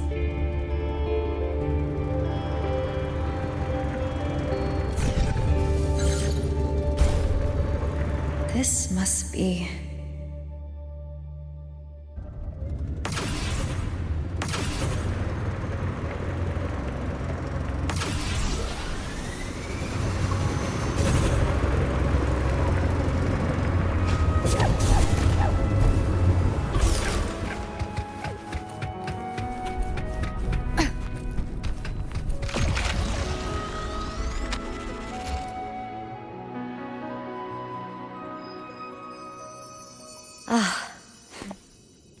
I knew the next stop would be here.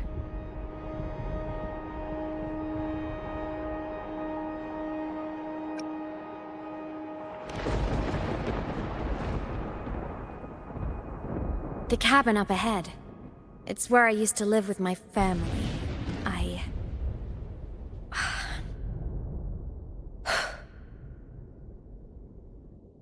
Sorry, I need a minute. I'm not ready yet.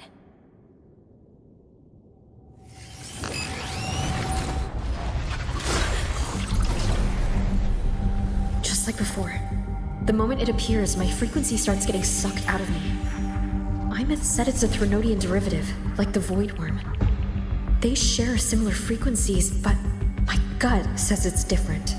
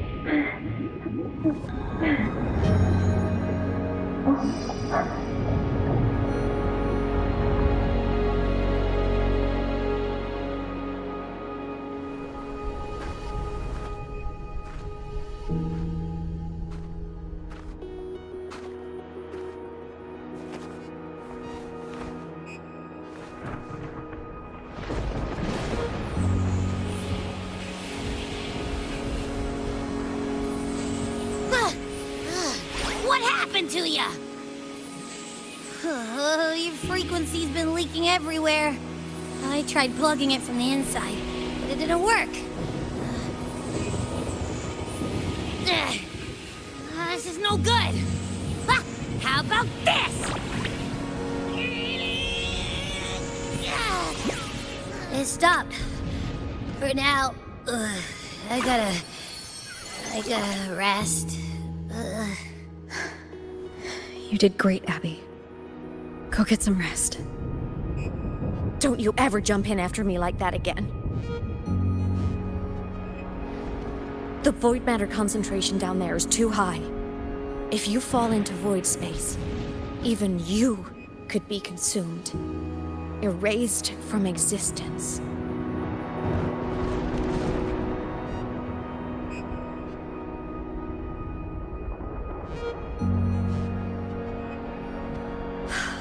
Always making people worry.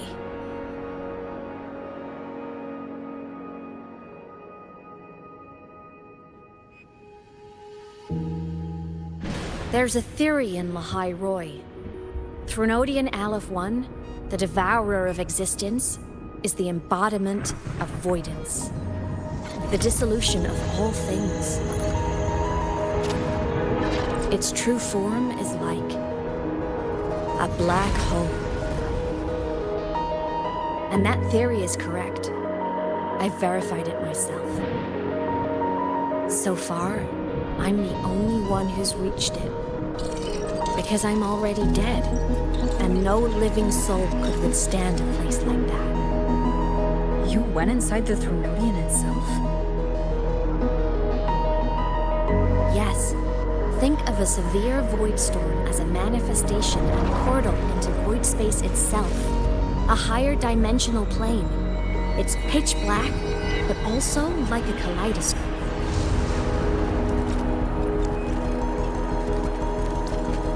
Inside, time and space aren't linear. Everything is warped. Things the Threnodian devoured from different eras can be sitting right next to each other. I know you fought many Threnodians, but Aleph 1 is different. It's already won elsewhere. Wandering through the void space, I saw the proof. A graveyard of civilizations it's already ended.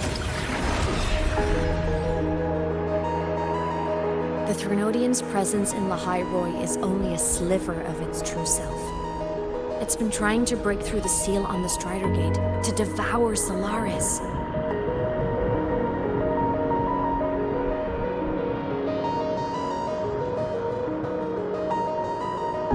So, don't go wandering off alone. Not until the Exostrider awakens.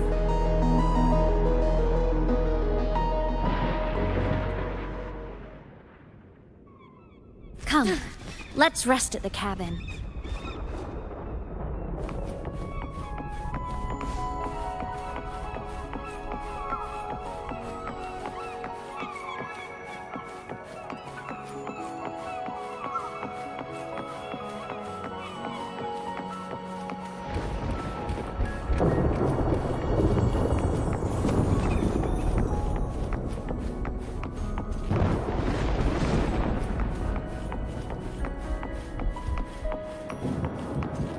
I'll stay outside and keep watch, just in case Sigillum comes back. You rest. Don't go anywhere, okay?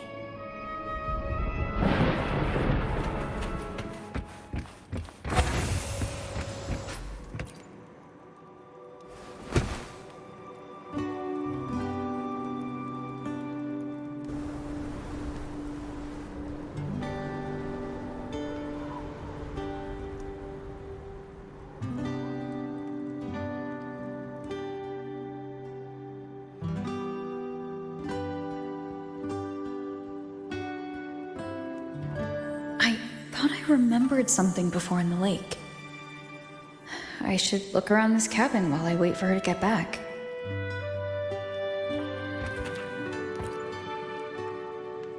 A game console, 2 controllers. The screen is covered in dust. Hasn't been touched in years. Space Fantasy Katya 6. Split stars. Most games here are RPGs or co-op games.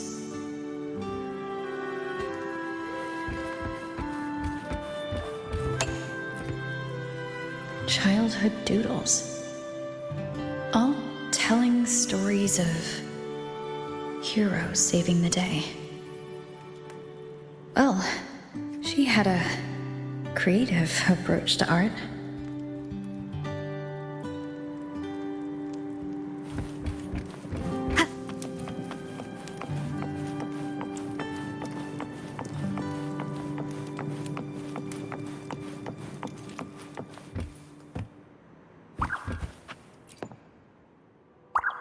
Stuffed toys. A big cat and a small cat. They look like they were well loved. So soft. You could probably hug these all night.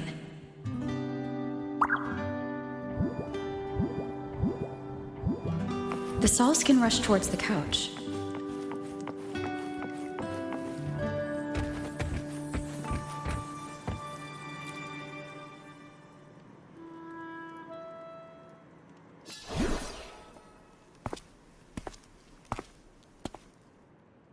Aemeath still isn't back, but if my hunch is right.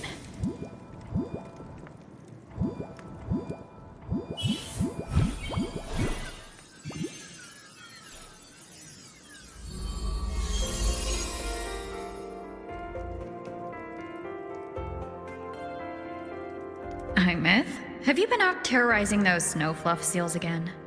They scatter the moment they see you.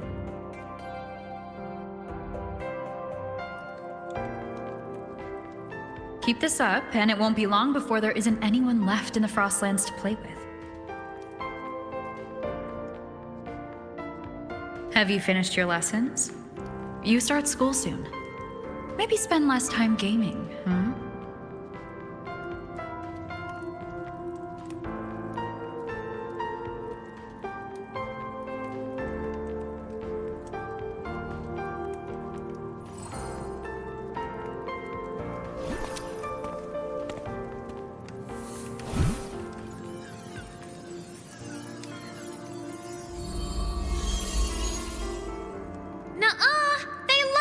With me. Why else would they crawl over and play before running away?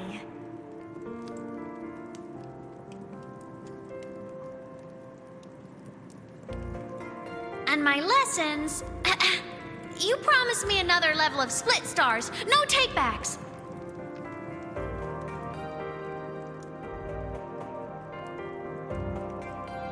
But I want to learn how you folded that thing first. Can you show me, pretty please?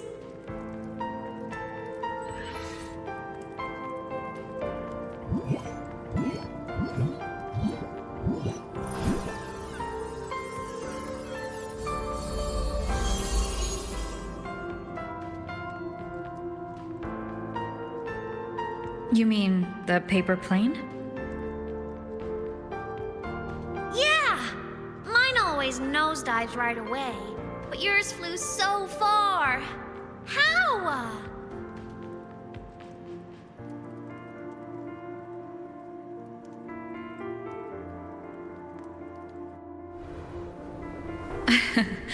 Well, of course, there's a trick to it. I'll teach you. But first, you finish your lessons. Then we'll fold planes together. All right?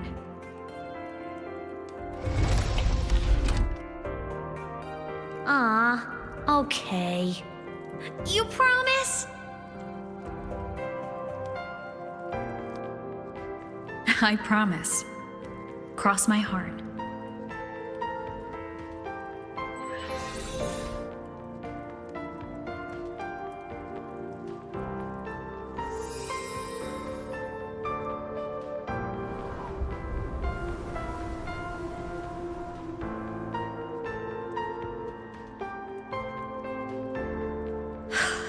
I've been wondering how to tell you this. And now...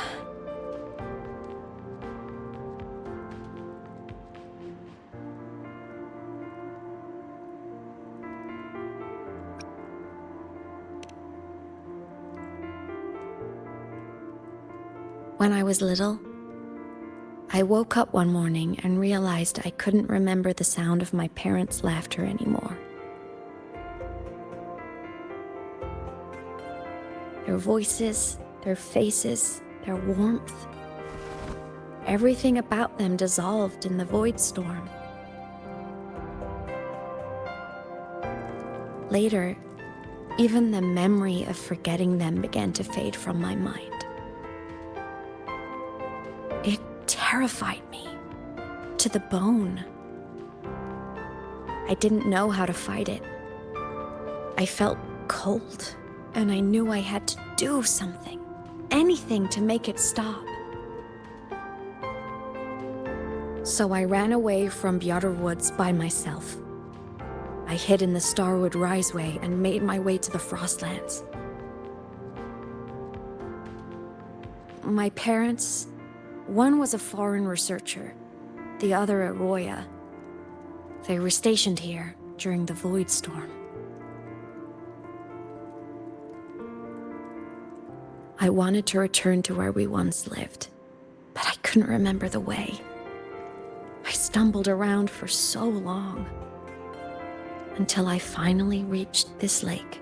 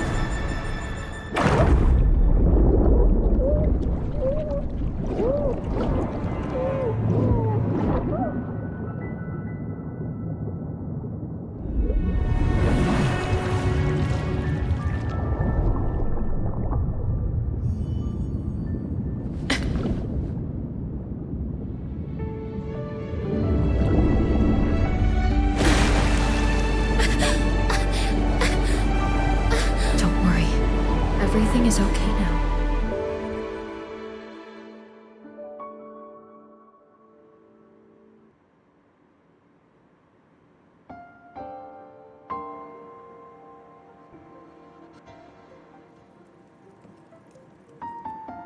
My past self saved you.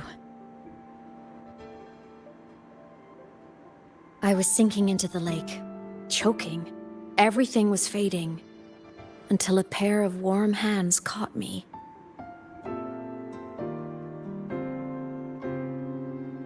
They held on tight and pulled me out. And when I opened my eyes, I saw you.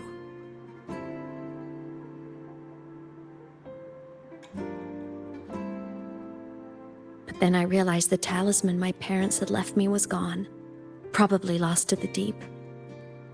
The thought alone broke my heart. I cried so hard, and you had no choice but to scoop me up, comforting me as best you could.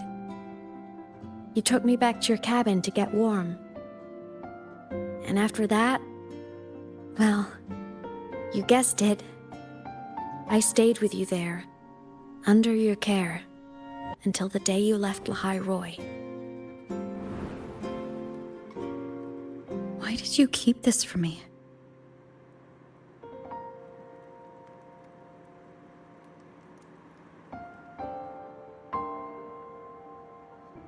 Because it would have been awkward. Imagine someone you don't remember runs up to you, all smiles, saying, "Long time no see, I'm the kid you used to look after." And what would I even say next? Want to go visit our old cabin? I listened to you and topped my class, or, yeah, I accidentally got myself killed, my bad.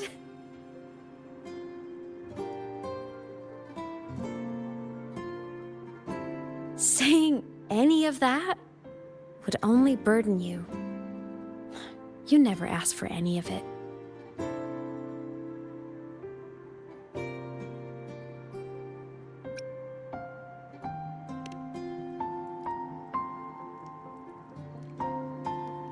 Since I woke in the Gorges of Spirits, I've met many people from my past.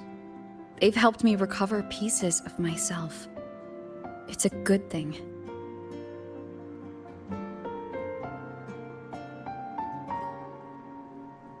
I can make my own choices.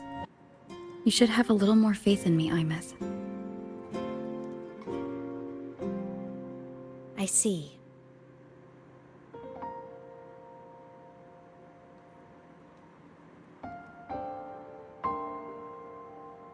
Then I'll just shoot away. My freshman speech, my first song release, the time I hit a new sync rate record. You missed all the big moments.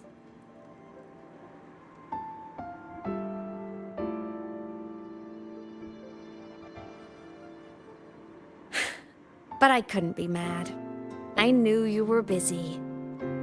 You were always off saving Solaris from the lament. You had to, and I do think that's a good thing. So I thought, why can't I do the same? Look, I kept lahai-roi safe while you were away. Sure, there was a cost, but not bad for your unofficial apprentice, right?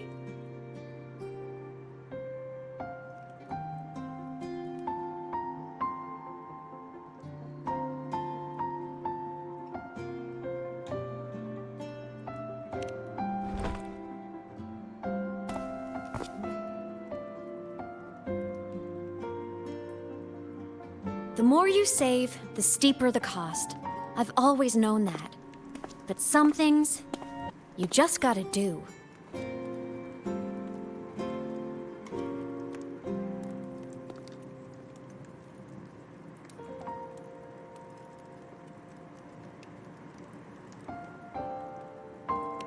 You mean after you left? Well, pretty normal, I'd say. Went to school, enjoyed my days. Just like you wanted me to. And then, I became a ghost. Since then, it's been drifting between the Academy and void space.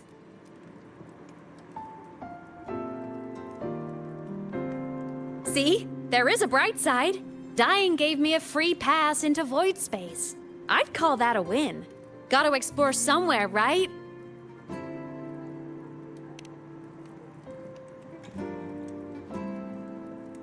Saw you? Oh, you mean that thing you brought up in class?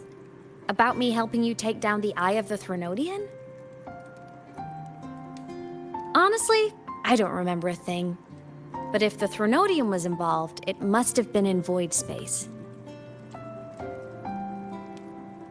Anyway, no clues from me. Threnodians having weird powers is nothing new. Or maybe you were just seeing things?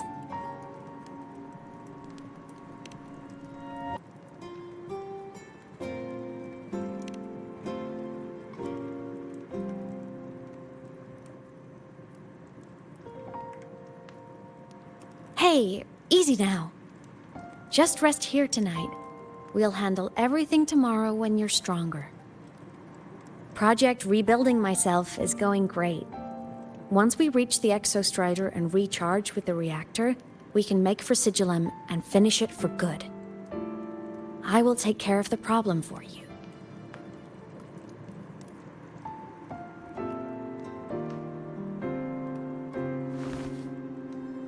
We will face it together, Aemeath. Of course. But for now, bedtime. You take your old room. I'll be in mine.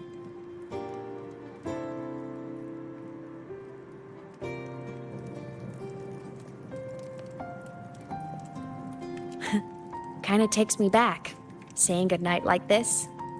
Just like old times.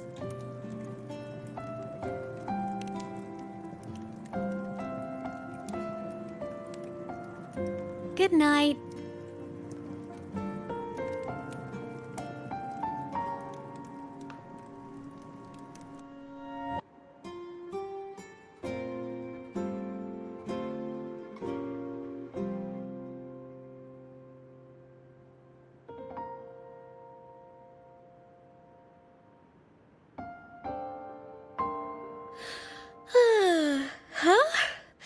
When did I fall asleep?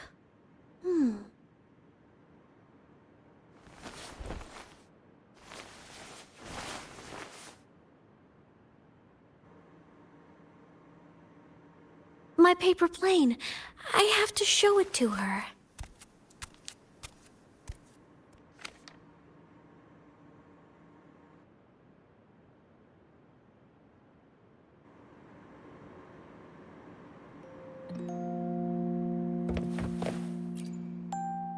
This cat stuffy she gave me is so warm. I love cuddling it when I sleep.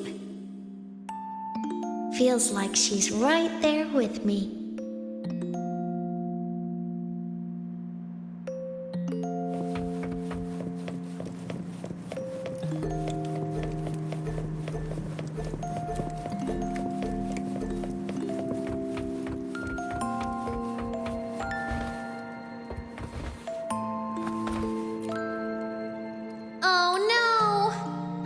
To save my game. That was my best score ever. Next time, I'll definitely beat her record. I'll show her.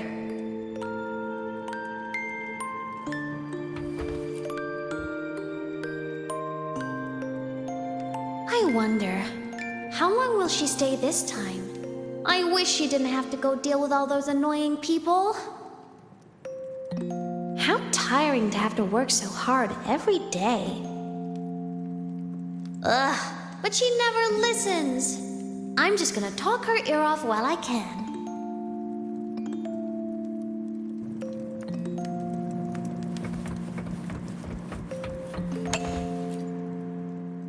I drew my favorite story. The challenger fighting the dragon, and the lone hero battling the evil galactic empire. But I can't get the colors of their clothes right. Oh well, I'll just ask her to help me later.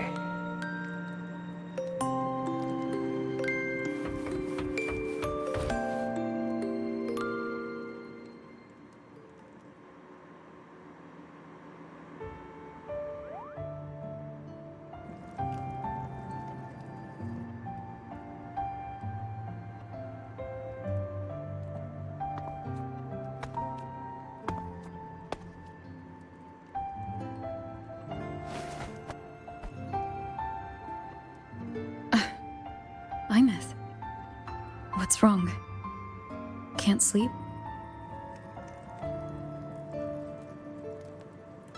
Are you sad right now? No. Just thinking about some things. You're lying.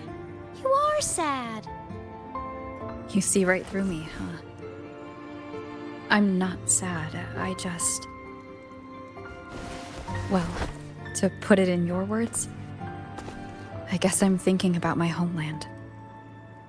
Then, do you want to go back for a visit? I can't go back. Why?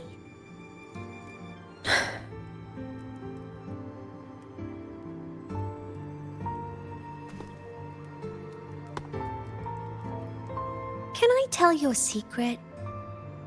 After Mom and Dad went away, my chest always felt all tight and heavy. When people in the tribe talked to me, their voices always sounded really far away. But that day at the lake, after I cried in front of you, the feeling got a little smaller. I didn't feel so bad. I know you can't say this stuff to other people, 'cause they all think you're super strong. But I'm just a kid, and I don't think you're that strong. So, if you need to cry, you can cry with me. I'm really good at keeping secrets. So, you don't have to be sad by yourself. Okay? My homeland is far, far away, Aemeath. The people there gave me a mission. That's why I came here. What kind of mission? It must be really important to come so far. It's complicated. Too complicated for you right now. Then just pick a simpler way to say it. I'll listen really carefully. A simpler way. Put in terms of your space fantasy Katya games, I came here to save the world. To do whatever needs to be done to fulfill the mission, for as long as it takes.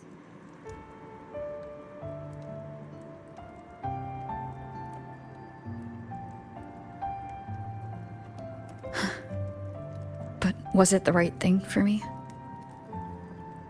Because one day I realized I would never return home. I couldn't stop thinking about that faraway place. More than I ever had before. In what you'd call dreams, I'd go back. Stand there. Just stare at what I once called my homeland. Even if staring didn't change a thing. Even if it was pointless. Oh, I see. You miss home. Maybe. But talking with you makes it not so bad.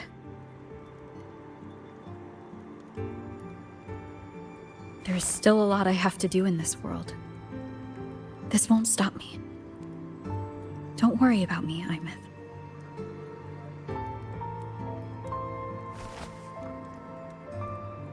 Yeah? I'm your family too. Until you find your real family and can go back to your homeland, I'll be right here with you. Sounds good. Thank you, Aemeath.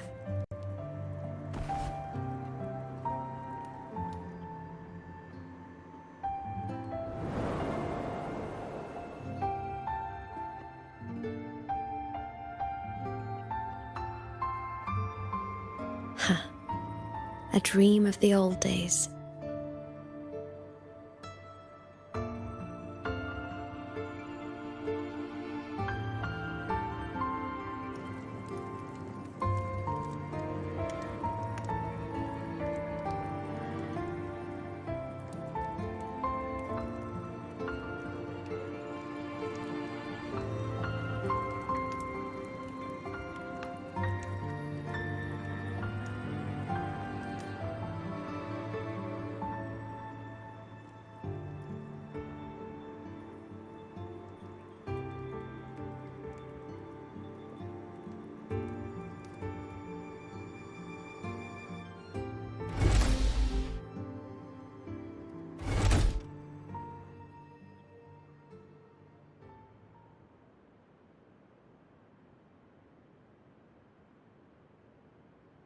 Homeland.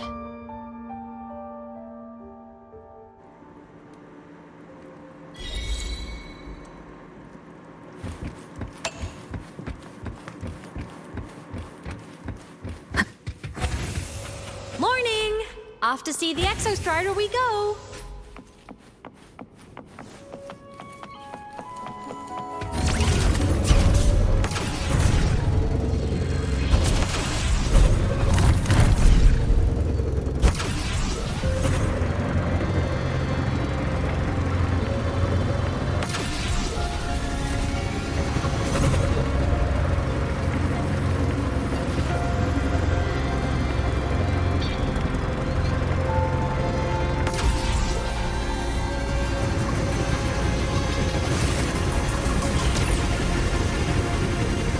The Exostrider is surrounded by water.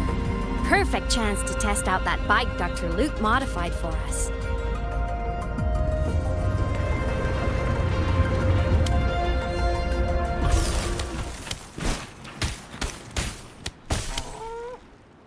Are you ready for the end?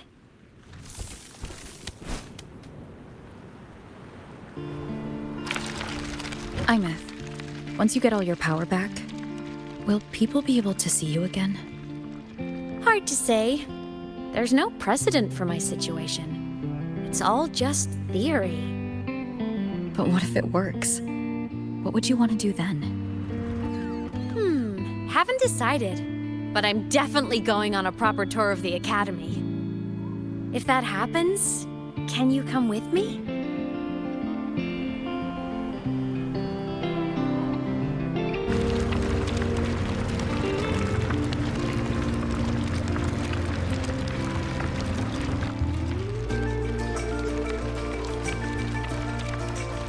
Look!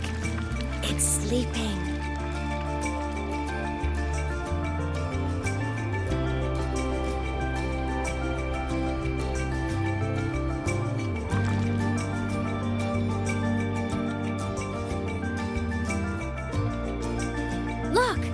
We've reached the Exostrider's feet. Once I find more pieces of my existence here, I'll be strong enough to face Sigillum. We take that thing down, and this is all over. All right, let's race full speed ahead to the finale!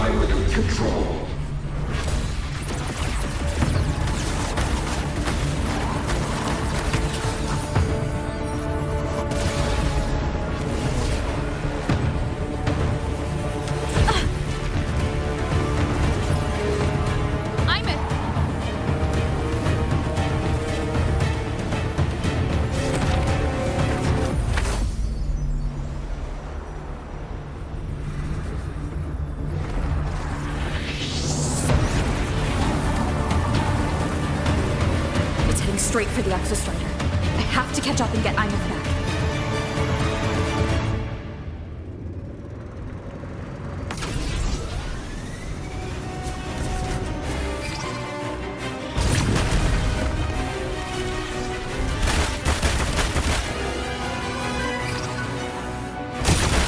Complete.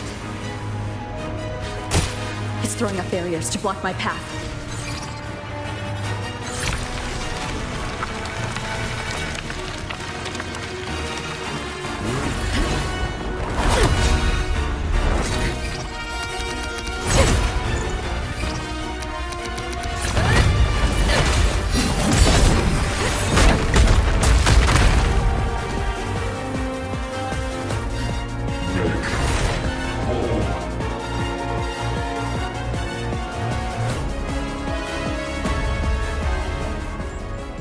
Need to find a way out of here first.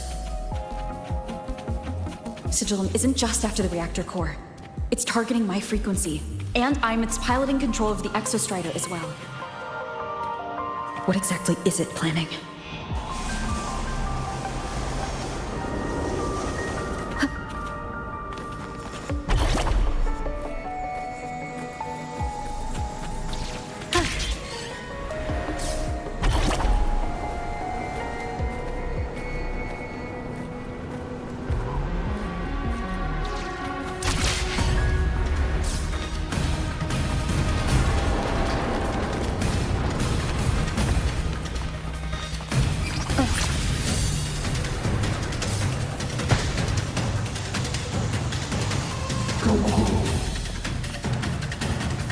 Enough! No more of this stupid idea, Sigillum.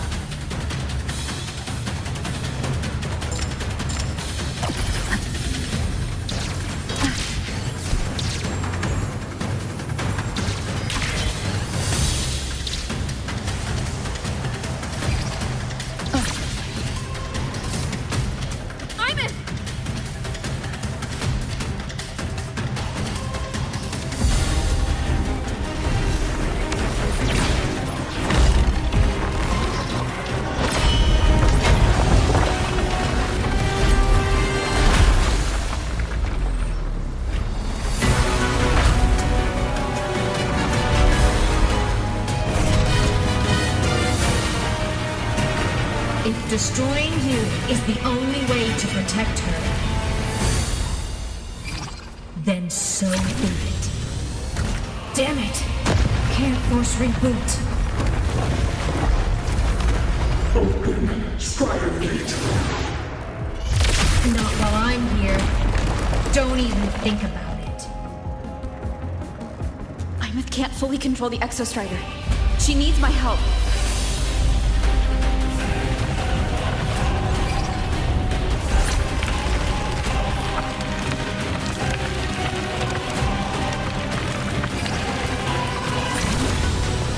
It's like Aemeath is doing everything she can to keep Sigillum away from me.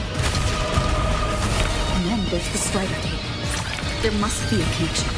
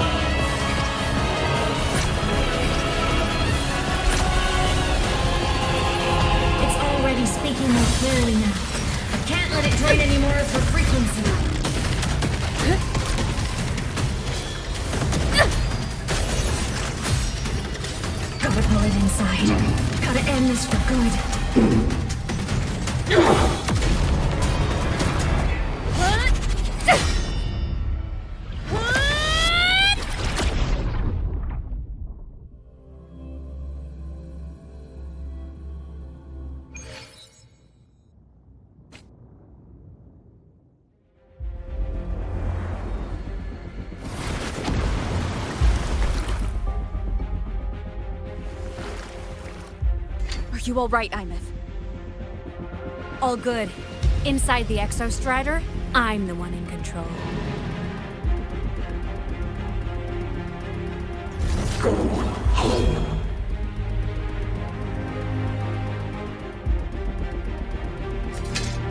I'll destroy Sigillum. So, just go. Stay away from it, okay? Please. I'm begging you. Aemeath? Why refuse?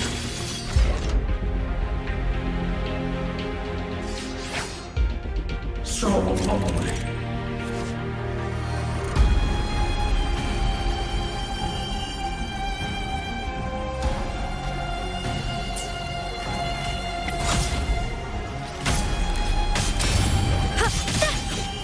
A minor hiccup? No hesitation. Evil repelled.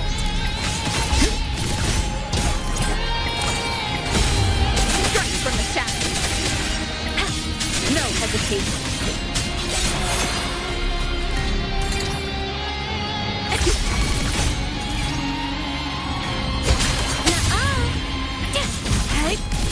Feather drones. The hour is upon us. Moment of resonance. From the skies.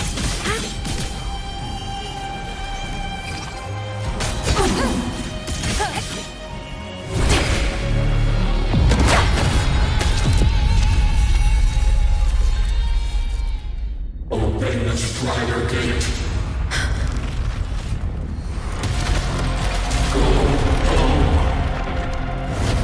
Shut up!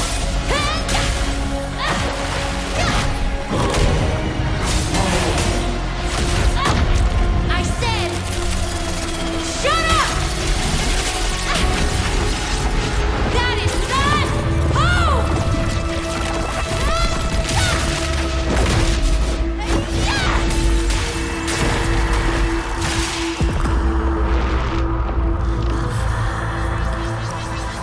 I won't allow anyone.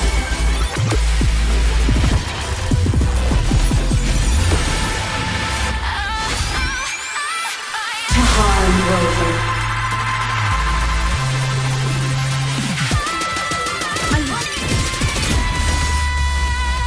Don't worry. It will end soon.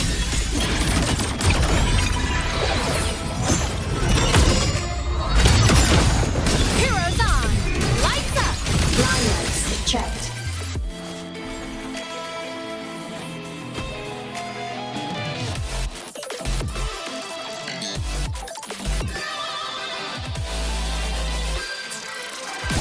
Ready to launch. Enter on cue.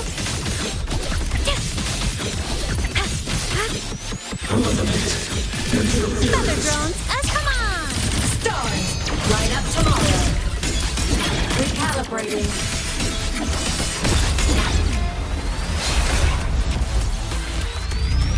This fabricated dome shall melt away.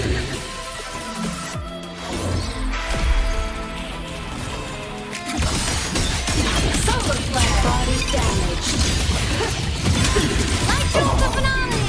Fire! Order confirmed. Red! Cluster cannon ready. The savior rises! Starlight over the seas! Scorch through the void! Enter the ghost!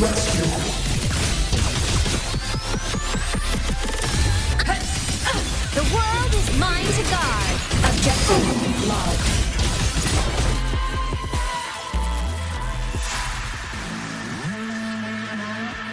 This mission has become an eternal shackle.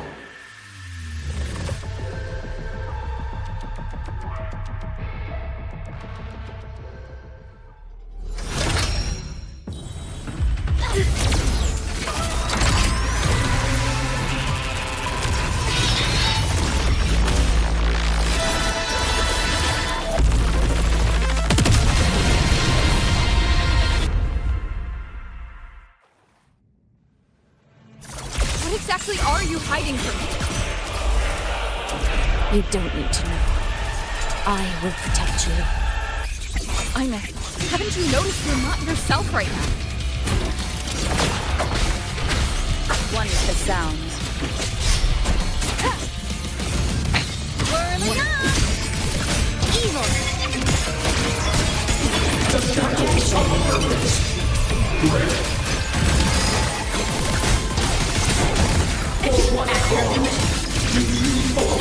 System unresponsive. Blade cleaves the night. Herald, burst in light. Body limit unlocked. The savior rises. Swift and resolute. One with the sounds.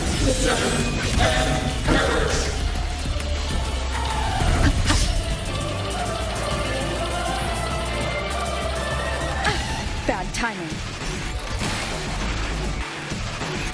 Target locked. None shall whisper. Whirling up! Come on, little one. System integrate. Starlight over the seas. Scorch through the void. The world is mine to guard. Objectives logged. Ready to launch. Right upon.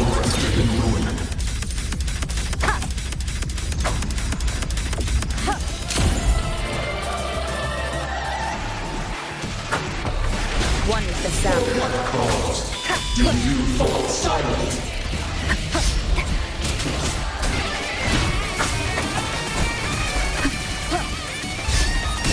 Enter on cue.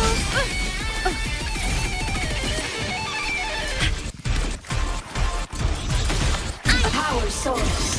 Down. Starfall. The hero's on. Lights up. Blindness. Check. Pierce through. Light wings activated. Stars shine tonight. Blade cleaves the night. Herald, burst in light.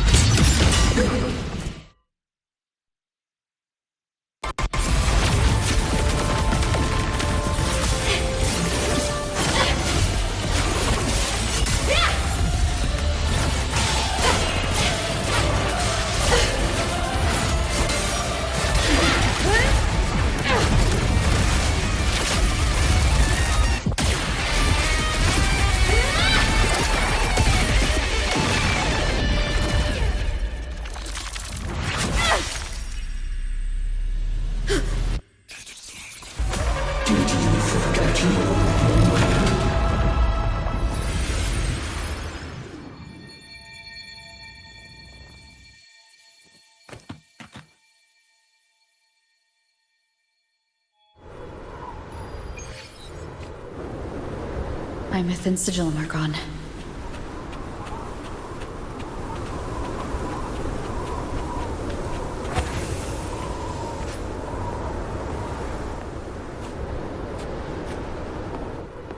Is this Aemeath's old dorm? Since she can resonate with the Exostrider even after her body was destroyed, her frequency must have merged with it.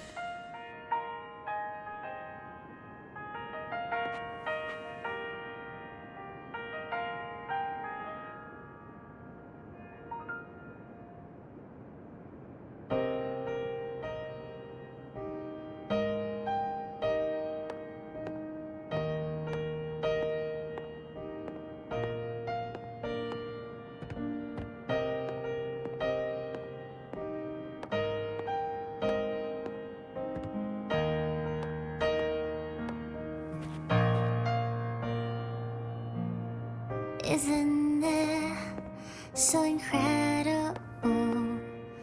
We're here sharing the same time and space. In your eyes, the stars look like thousands of bright stars. I've gazed at for thousands of times.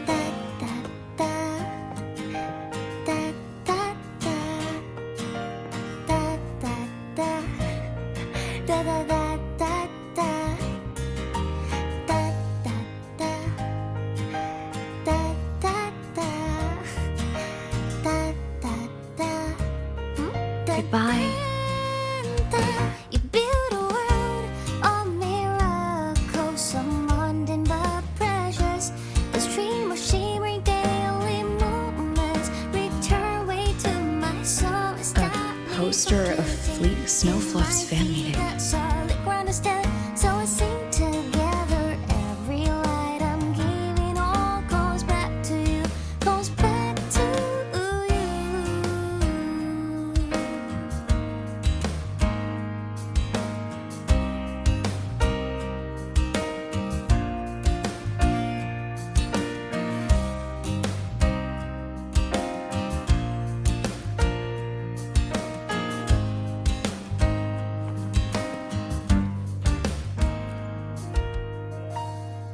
A photo album.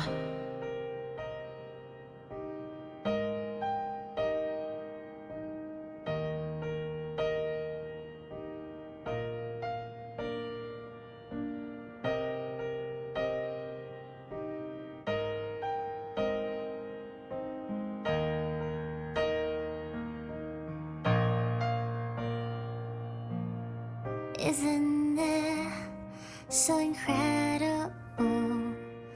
We're here sharing. I am Aemeath, the Academy Star, a synchronist, a savior.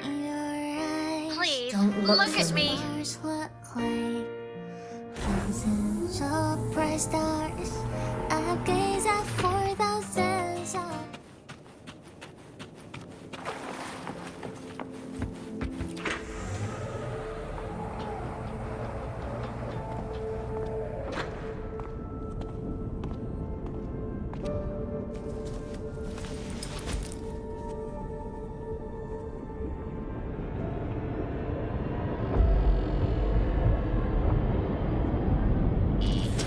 Piloting the Exostrider. Huh. It doesn't matter to me. But if this is what it takes to lighten her burden and ease her pain,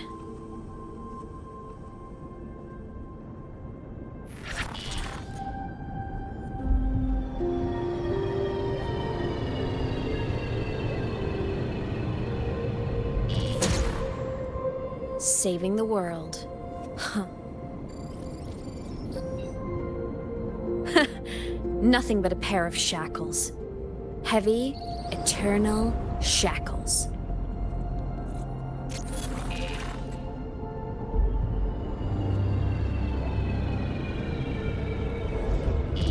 No, she can't ever know this. I must keep this secret. Bury the truth deep.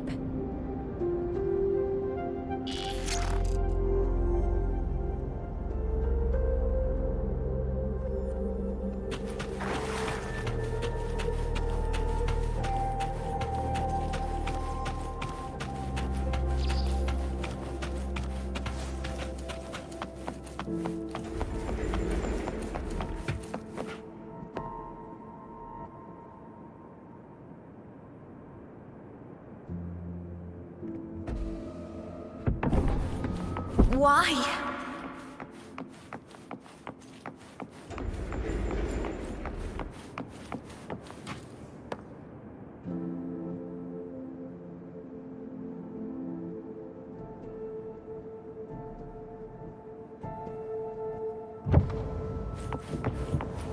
It hurts.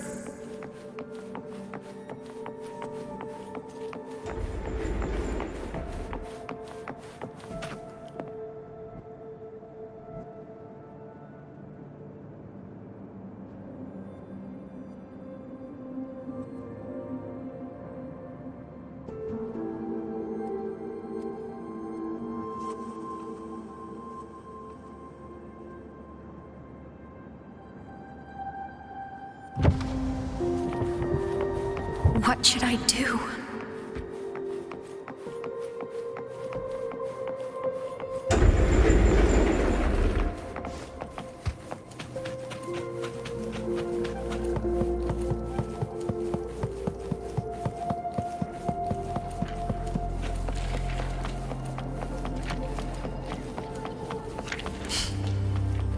I can't go back.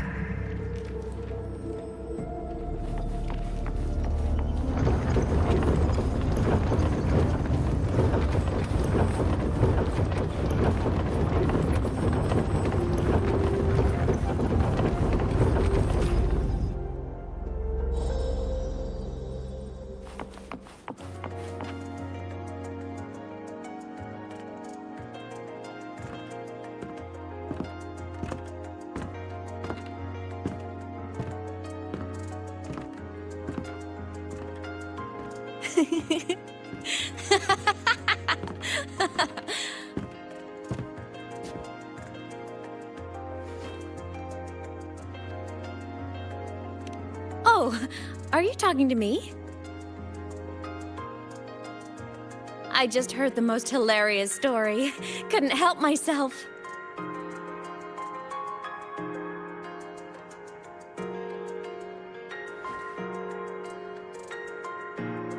Since you asked, how about I tell you?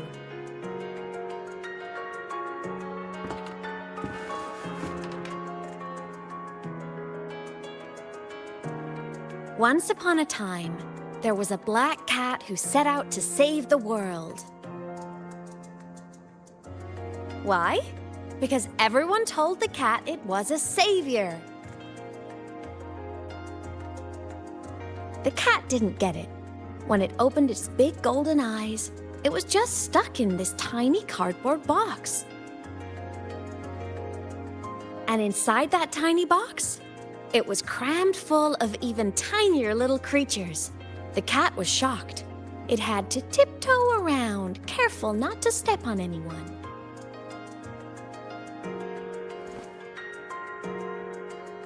These tiny creatures, even living in their tiny box, had so much misery, so many disasters, constantly just waiting for the other shoe to drop.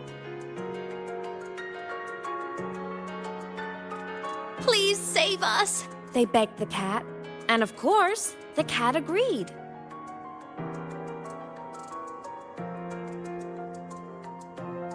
Even if they hadn't asked, the cat would have helped anyway, because that's who the cat believed it was. A savior. And so the cat took up its sword, always fighting, always talking, always roving. Saving the world over and over. Until one day, it realized the cardboard box had been sealed shut.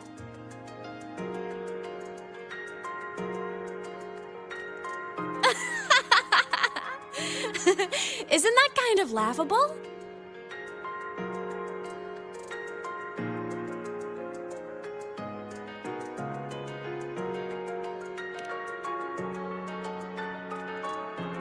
Right? It's just a cat. Why did it have to do all of that? But in such a laughable story, somehow everyone else gets to be happy. The ones who relied on the cat, the ones who hated the cat, they all got exactly what they wanted.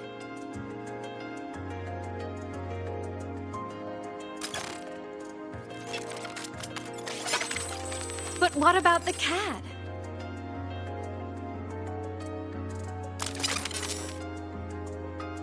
It wants to go home, but no one remembers.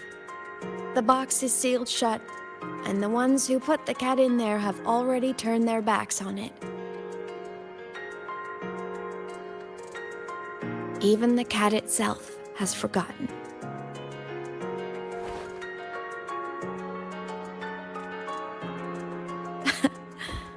Isn't that so absurdly laughable?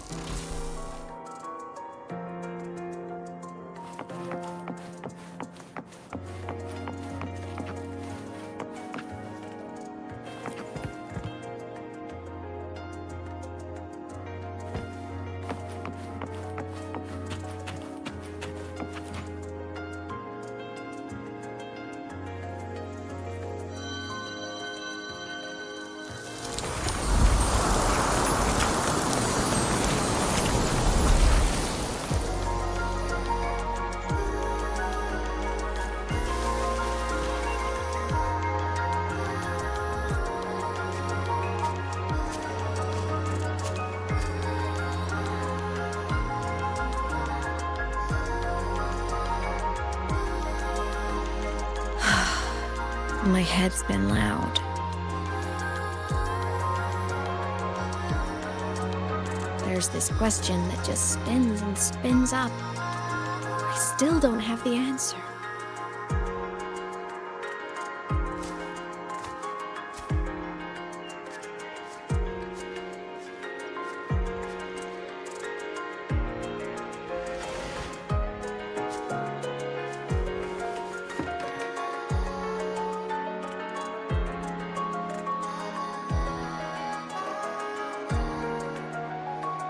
Now that you're here, I want to ask you what you think.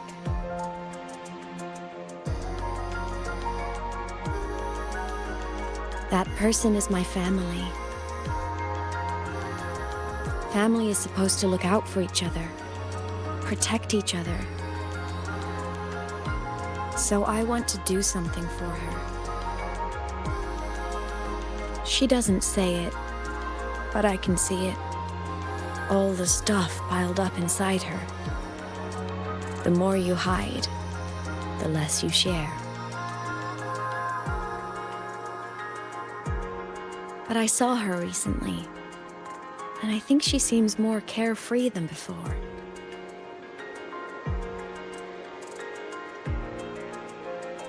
The sunlight in Jinzhou, the flowers in the Black Shores, the winds of Rimacita. She told me all about this new journey. It made me happy, truly happy for her. I guess forgetting can be a blessing. If you don't remember something, it can't hurt you.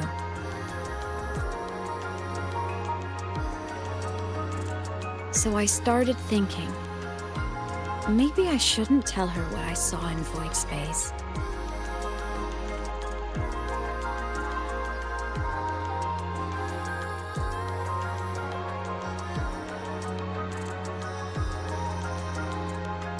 All that pain she carried about her home, it's gone now. Why bring it back?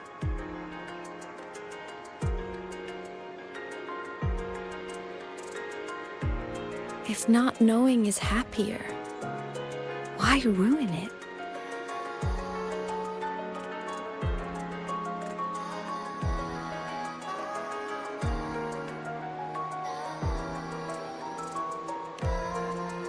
Even if the truth destroys that happiness, I can't.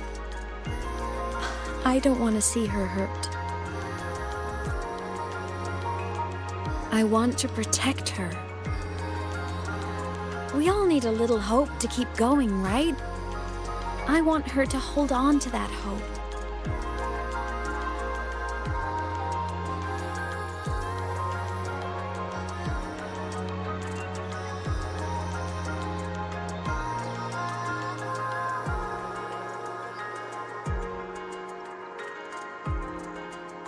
What Sigillum said is unnecessary. It's been feeding on her frequency, trying to complete itself, spouting things that should have stayed unsaid, things that would ruin her peace.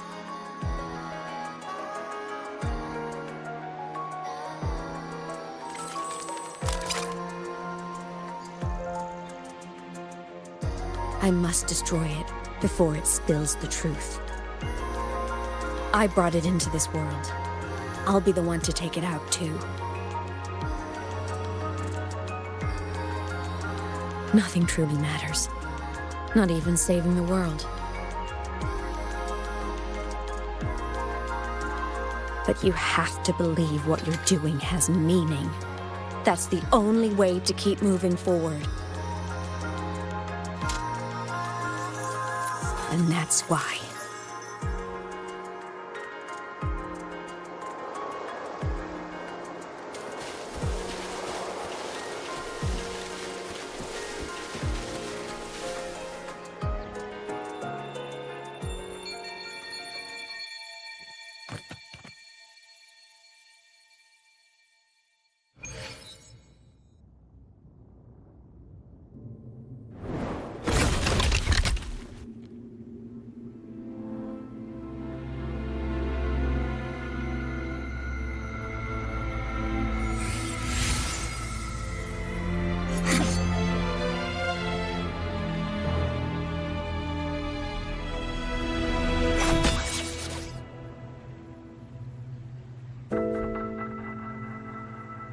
Stop, Aemeath.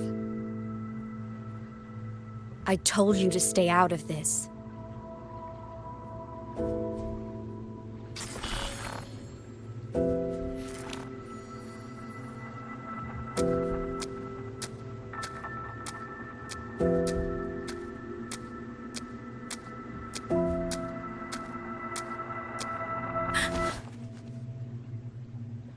I know you did this for me, to protect my happiness, and I'm grateful. But it's over now.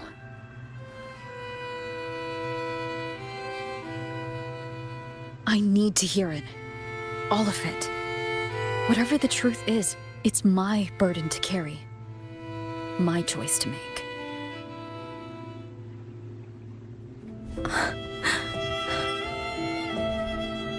Carrying this on your own hasn't been easy, has it?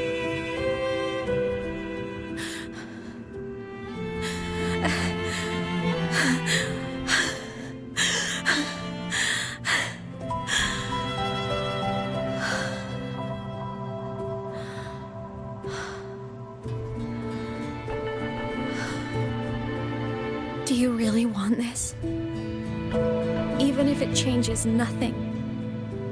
Even if it only weighs you down? Things only weigh on us because they matter.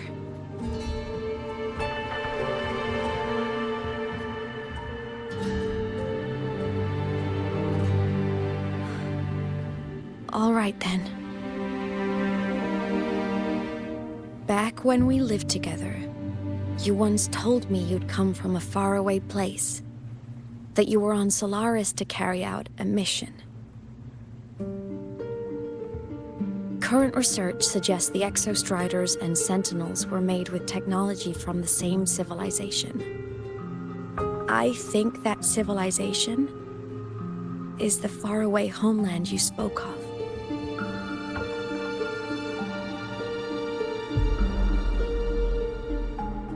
You never spoke of it to me or anyone else again. So I kept it to myself. Until I died and slipped into void space as a digital ghost.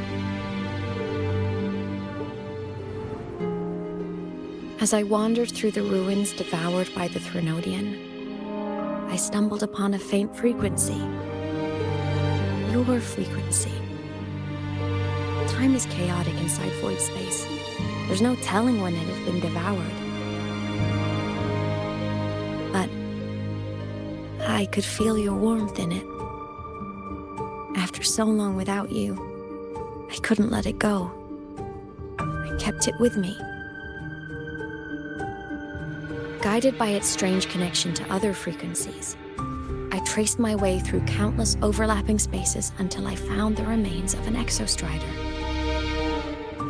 That was when I realized that exostriders were built to transport sentinels.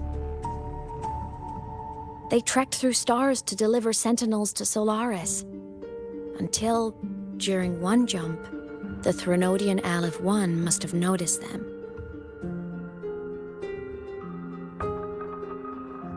Its hunger had festered for so long that not even devouring the entire universe could sate it now. That frequency then led me to another relic consumed by the Threnodian, a creation built by the same makers of the exostriders. It was beyond my understanding. I could only guess its purpose. A communication satellite. And within its ruined shell, I discovered frequencies tied to you. From those fragments, I saw the messages you sent home. Not about your mission, but full of longing.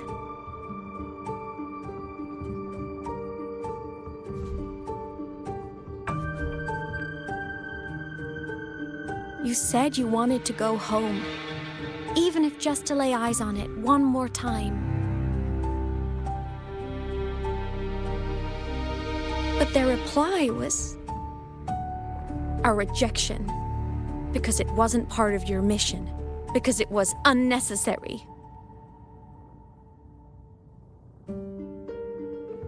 They were the ones who cut communications. They ignored every wish you had outside your mission. They forced you into this life of roving. And still, you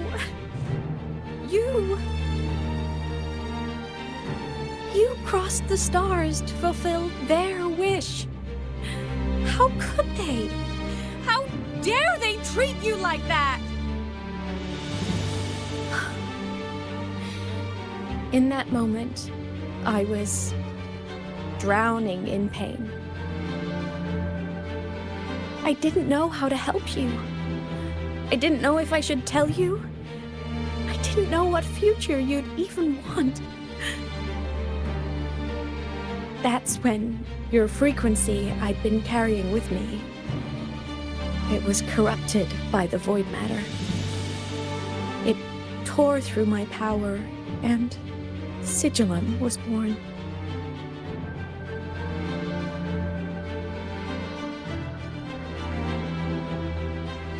It was born from my mind, from all my worries, my fears, everything I imagined you'd suffered.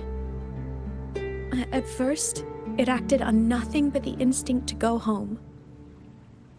It craved your frequency, trying to make itself whole, trying to seize access to my piloting control. So it could reactivate the exostrider and cross the strider gate to get back home. Exactly. The more of your frequency it consumed, the more coherent it became. I couldn't let you hear those words, so I tried to destroy it. This is what I've been keeping from you. I'm sorry.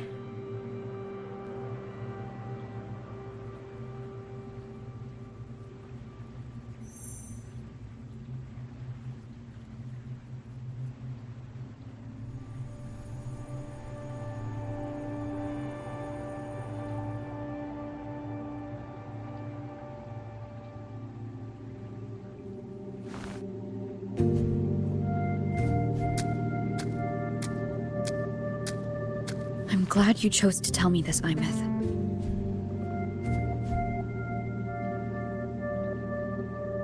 Hearing this, It's a lot to process. I'd be lying if I said it wasn't. I just need time to figure out my next move. This homeland of mine. Even saying it feels strange to me. But don't worry. The journey I've had since losing my memories, the hope I found, that's mine to keep. No one can take that. Saving the world, I never saw it that way. The people and civilizations I met, they saved themselves. I was just there to help.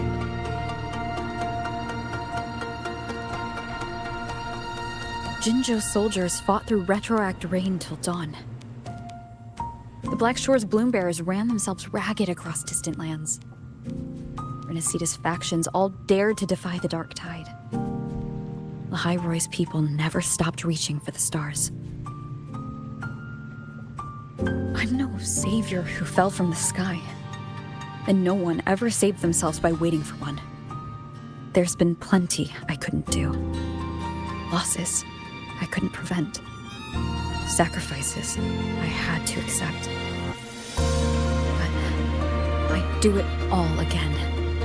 Every bit of it. If this was a mission from my past, I'd be lying if I said I didn't care what they thought of me now. But that's a question for later. Right now, we have more important threats to face.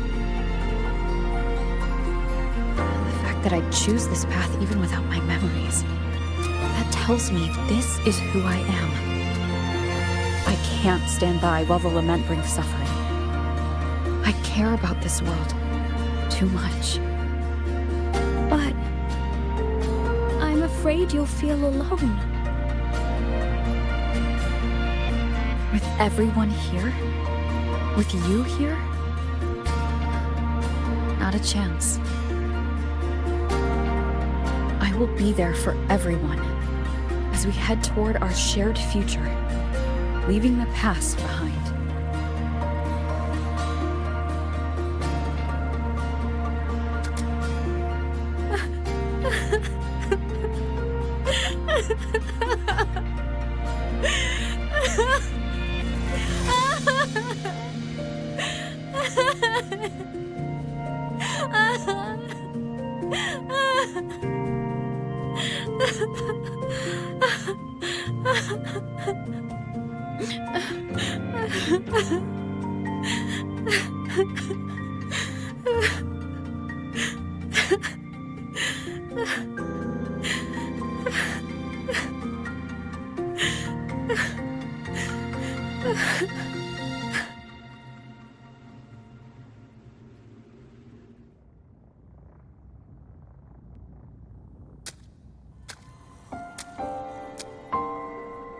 So, this is your choice.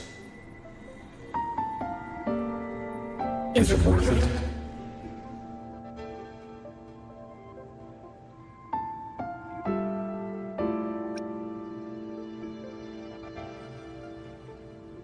I know where I'm going now. That's what matters. Not where I started. Then keep going. No matter what.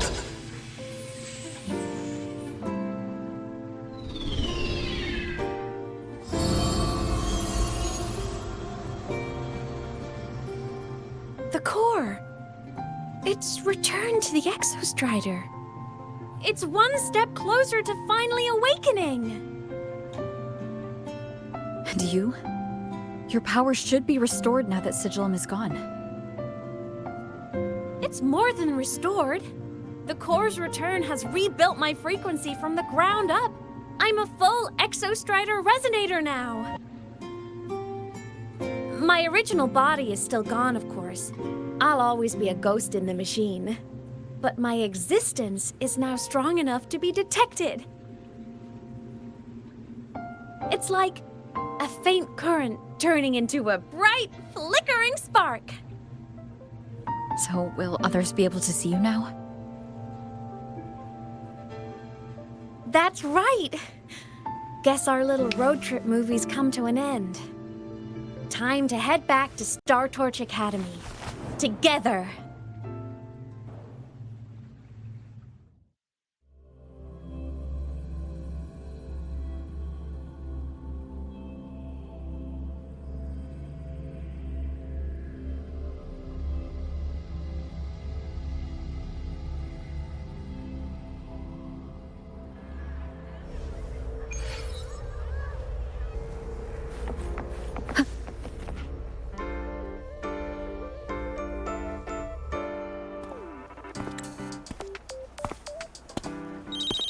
All good on your end, Golden Girl? Lucilla mentioned the Exostrider in the Frostlands just moved. Please tell me that was you.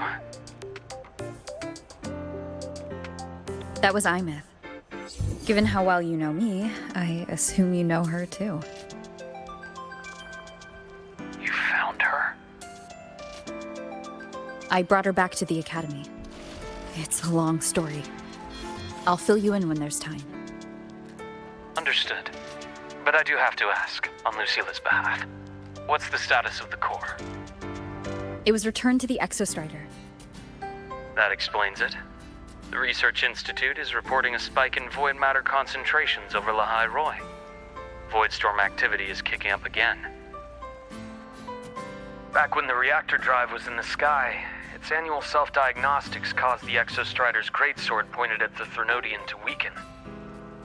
The Exostrider is probably running the same procedure now to integrate what you returned. Best for you both to stay within the Academy until peak season passes. All right, I'll be careful. Next time you're in the infirmary, we should revisit your old plan. The one tied to the Exostrider, the Strider Gate, and the Threnodian. For now, just be with Aemeath. It must be a great relief to have her back. I'm happy for you. You've earned a break. Get some rest. Looks like Aemeath is at the Auditorium. What's she doing there?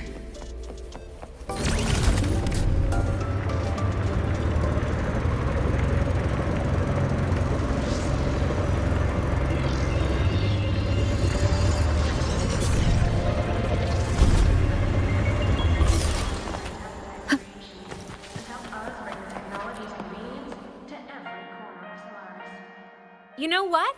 I just had a brilliant idea! Why do I get the feeling someone's about to get in trouble when you talk like that? Hey! That's a totally unfair stereotype from when I was a kid playing with snowfluff seals. I was just thinking, now that people can actually see me, I could, attend my own fan meeting! An unfinished song completed after all these years. Doesn't that sound amazing? I know, right? You have to come too. You have to see this star perform. Forget all your worries for a night and just enjoy the young energy of Star Torch Academy.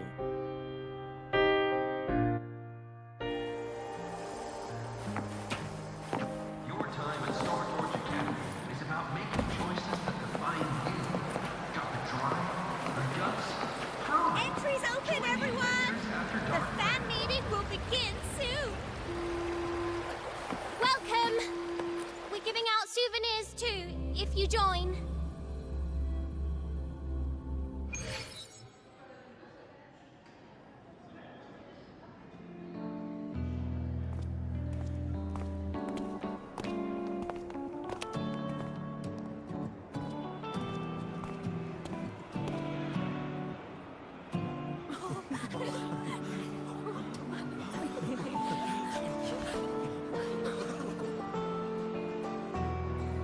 For years, the little website I threw together to post songs kept getting comments.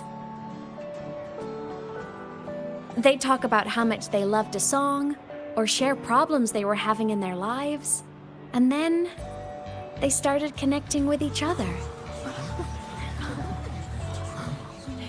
I never saw myself as a hitmaker. I was just an amateur, singing what was in my heart. But over time, they stopped being just my songs. They became a melody that connected people. If my listeners want a complete song, I'll finish it for them. Or maybe for me, too. You really do care about the people of lahai-roi, don't you, Aemeath? I guess I do now. Wouldn't have said that at the start, though. To be honest, I never had some grand passion. Before I became a ghost, I just wanted to live an easy, happy life and try a little bit of everything.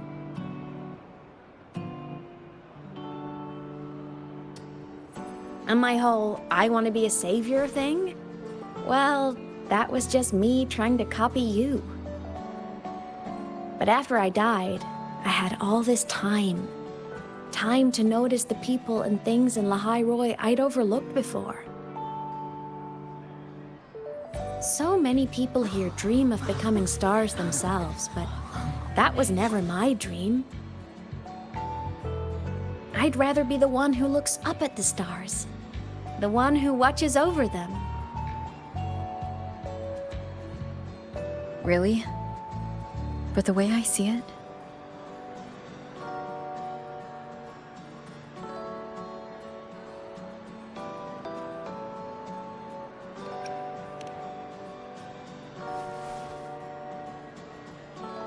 go on then, Aemeath.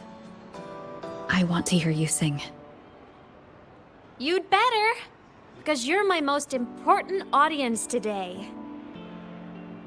But first, you need a better look for the show.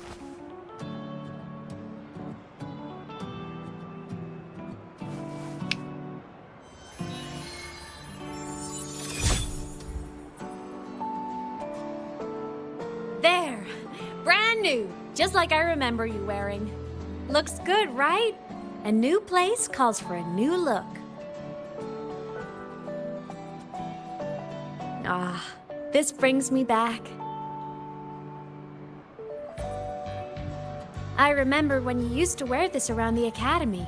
You'd leave a whole trail of swooning admirers in your wake. Solaris' great savior.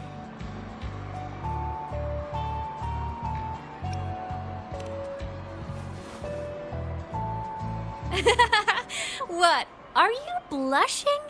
Since when is having charm a bad thing? Now, go grab that seat over there. Best view in the house. I scouted it myself back when I used to nap through lectures. As for me, it's showtime.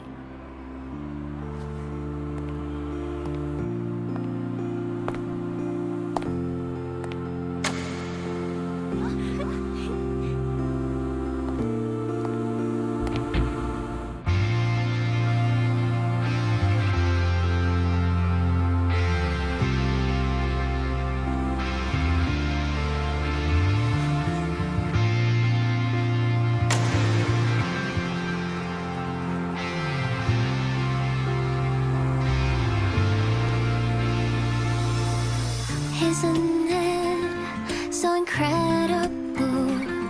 We're here sharing the same time and space.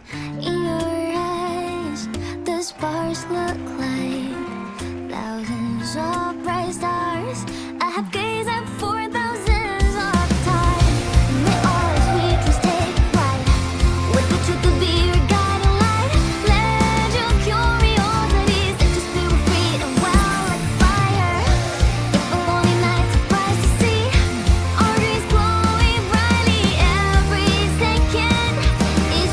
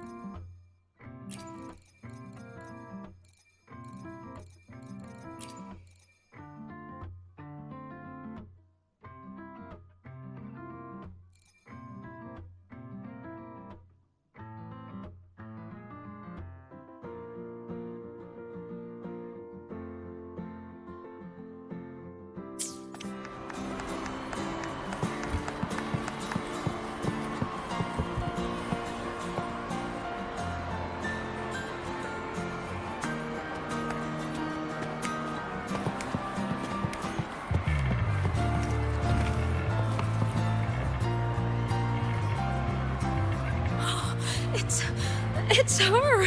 Fleet Snowfluff! That's definitely her voice. Oh, I can't believe she's actually here. See? Skipping class was totally worth it. Oh, she's so bubbly and spirited, just like her songs. I'm getting her autograph later. Of all the songs she's posted online, my favorite is Indigo Universe. What's yours? Of course, it's the Tard E song. It's so funny and catchy. You can't be serious. That song's pure brain rot.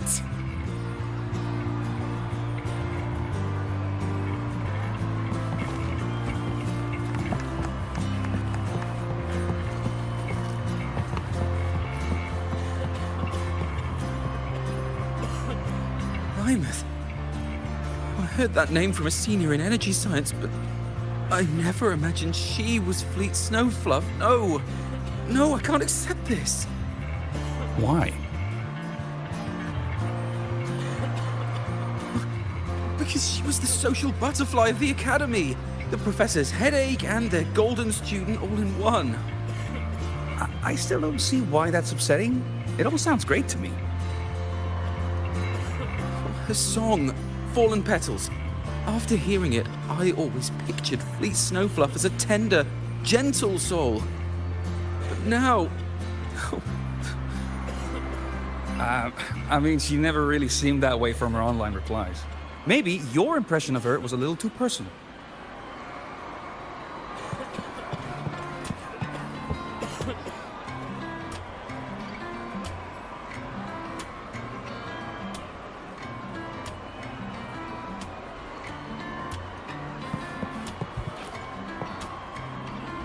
Aemeath from Rebel College. She's been missing for years. Why would she be here? Aemeath? But the same one Professor Sakya always talked about? Yeah. She always wanted her as a mentee. She still brings her up to us. I thought the biggest problem would be that little rascal refusing to finish her studies, or me finally losing my mind from her antics. I never thought she'd just vanish. Professor Sakya is going to be over the moon to see her.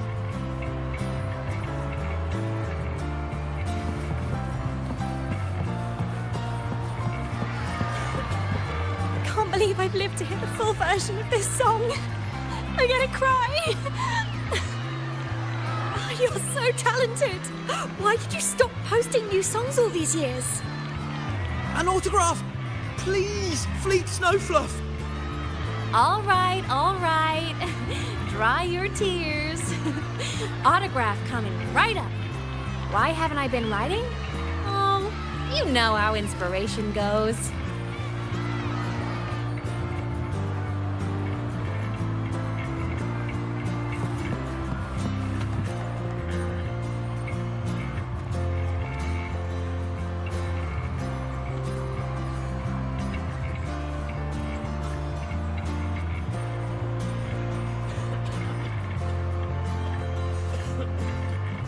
My homeland, the Sentinels, and the Exostriders.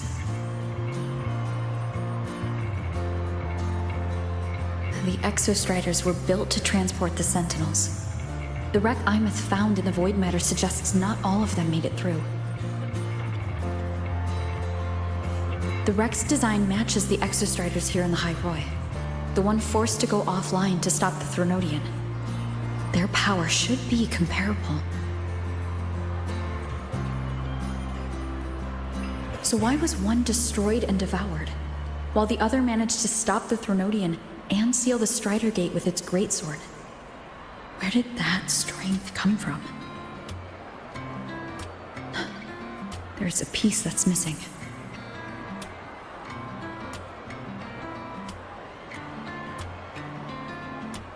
All done. Let's go.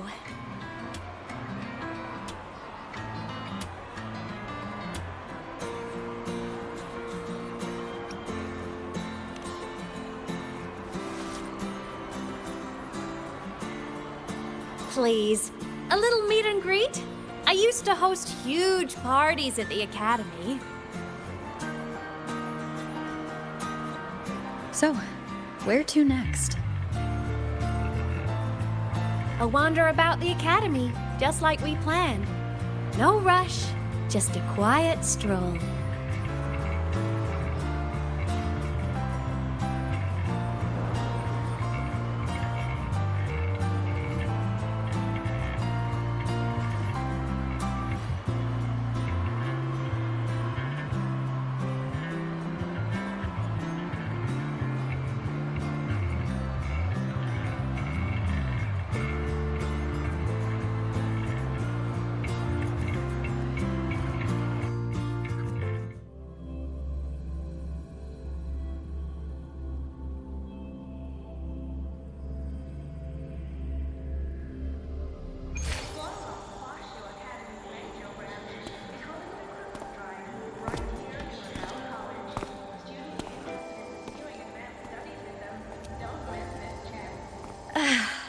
This is incredible.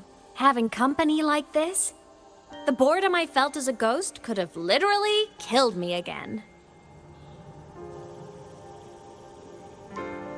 Wanna go up top to feel the breeze?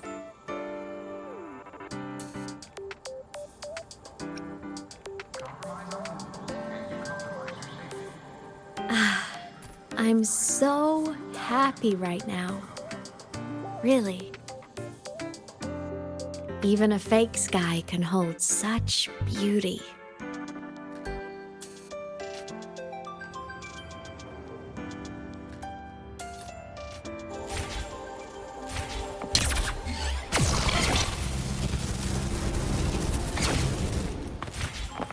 Let's just make do with a Nutri-Pack for now.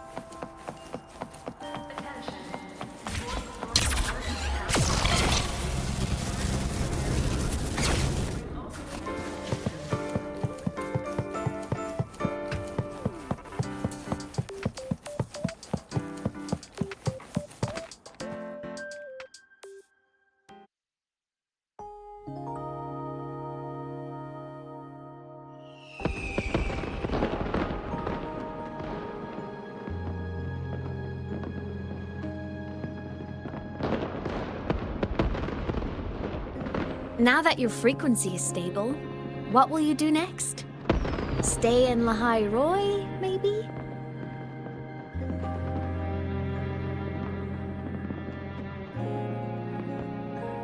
The Threnodian here needs to be dealt with first.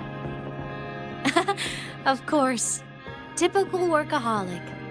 I knew you'd say that. Aleph-1 won't be an easy fight. But I believe in you. You're the one who keeps making the impossible possible. And after that, will you keep traveling? Any destination in mind?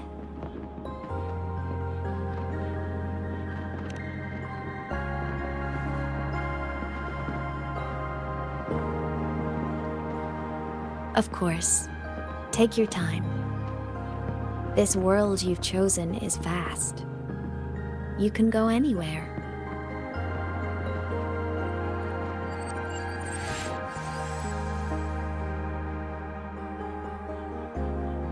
Are you leaving now?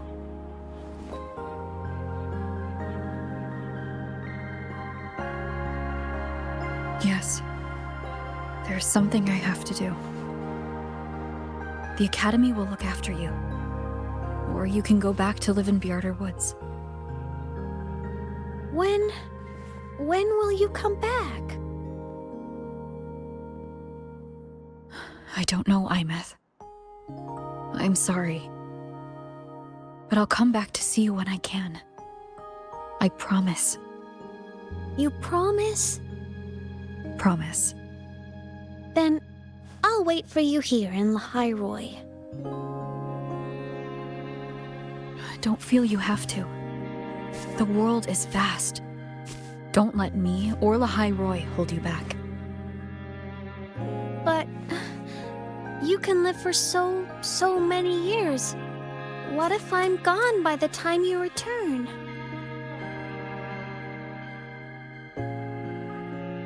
Sorry. I shouldn't have said that. You should go now. Aemeath. Just go. I know you're worried. It's not fair. Why does it have to be you saving the world? You're always so exhausted, always getting hurt.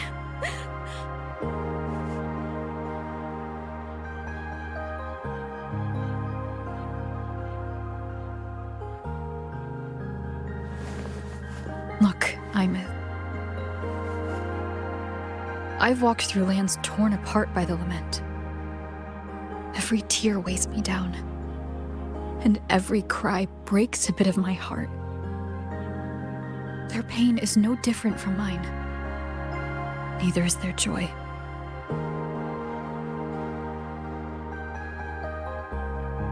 So if I can help, I will. I have to. Then I'll be the one to protect you someday. You protect me? Yes! You're not invincible. You get hurt, you get tired, you get sad. You're just like everyone else in this world. So I'll protect you. I'll chase off anyone who tries to hurt you, like Katia from Space Fantasy. I'll become a savior, just like you. Don't laugh! I'm serious! All right. I'll stop now. I know you're serious. And I'm listening to every word. I'll be counting on you then, Aemeath.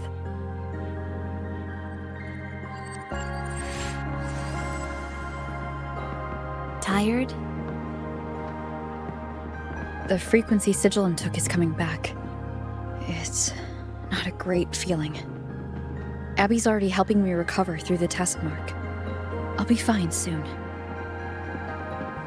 Just close your eyes and take a nap. You deserve a little peace.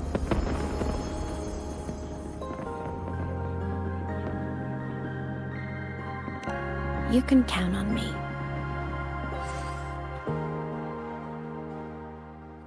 Is this the end?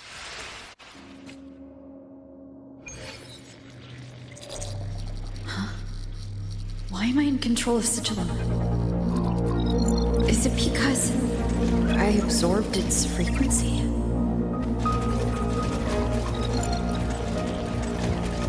Aemeath's mind space is even more chaotic than last time.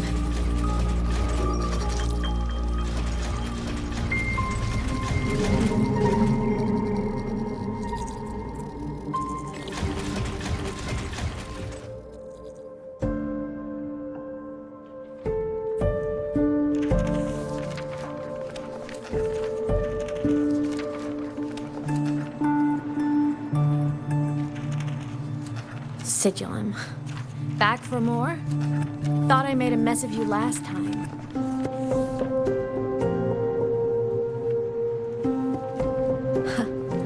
I can tear you apart 1,000 times, but you never really die, do you? Fine. You're going to sit there and listen to me lose it.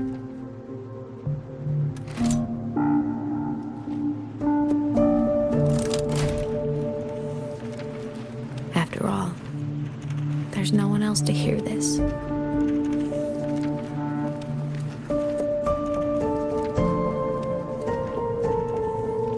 I can't speak or move. Was Sigillum incapable of speech back then?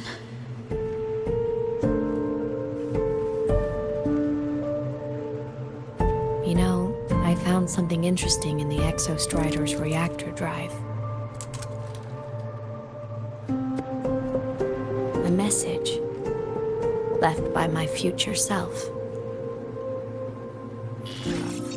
Years ago, while sailing the stars towards Solaris, an Exostrider caught the attention of Aleph 1.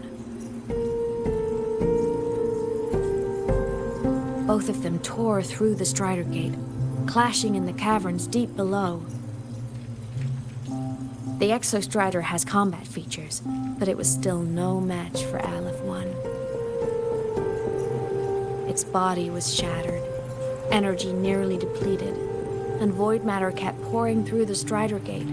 Aleph 1 kept pushing, desperate to squeeze its whole disgusting bulk into this world.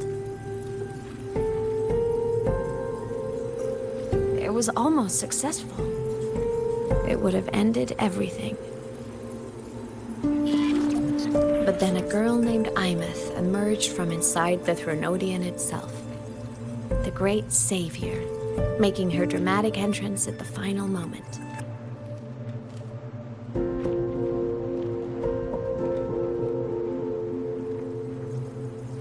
The Exostrider watched her touch its great sword, the one pinning the Threnodian.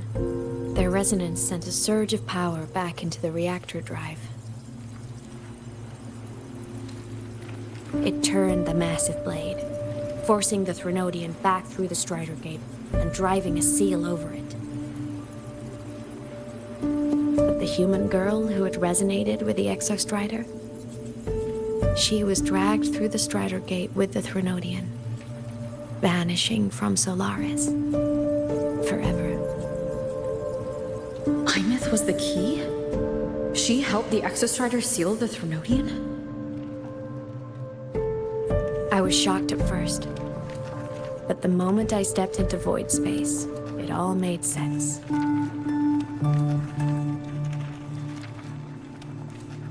This distorted black hole of a realm where time and space are warped. It appeared when the Threnodian came to Solaris. Anything lost inside can exist in multiple moments at once. Things caught in it can be thrown into junctures of time they were never part of.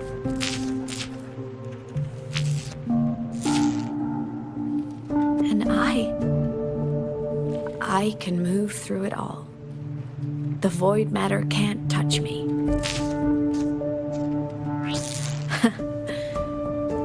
Do you have any idea what this means? Aemeath, where is this going? It means I can use it to go back. Back to the very moment Aleph 1 descended.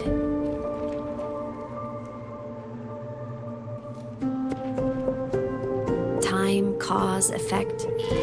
Perfect closed loop. But my meeting with her all those years ago, that wasn't the cause. It was the effect.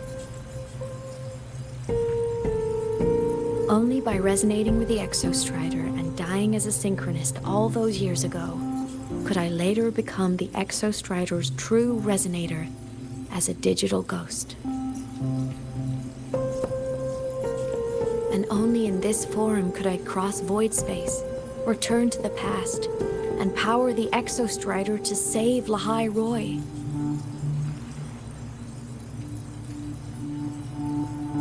And only because lahai-roi survived could she have ever come here, rescue my younger self, and let me grow up here to become the chosen synchronist in the first place.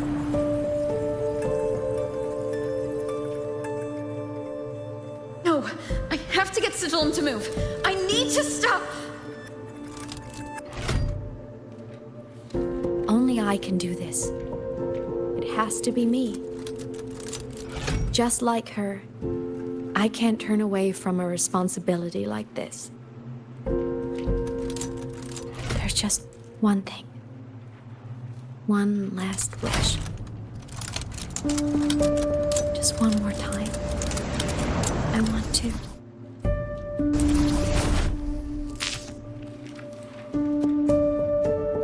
Aemeath.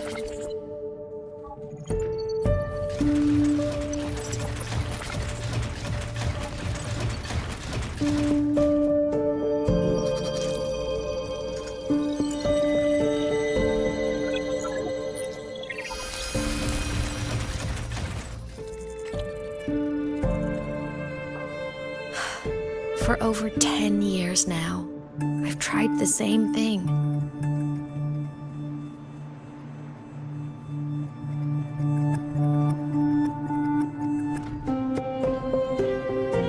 every time the reactor drive ran its self-diagnostics during peak void storm season.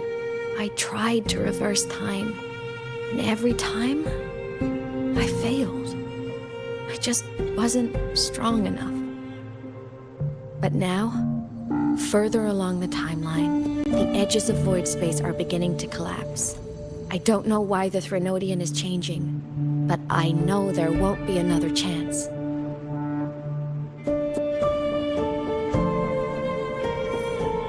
I have to make the jump now, during this peak season, while void space is still stable.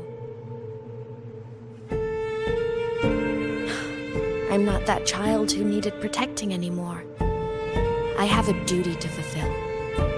Lahai-roi is my responsibility. So if I can help, I will. I have to. But before I go, I want to see her again. That's my one selfish wish.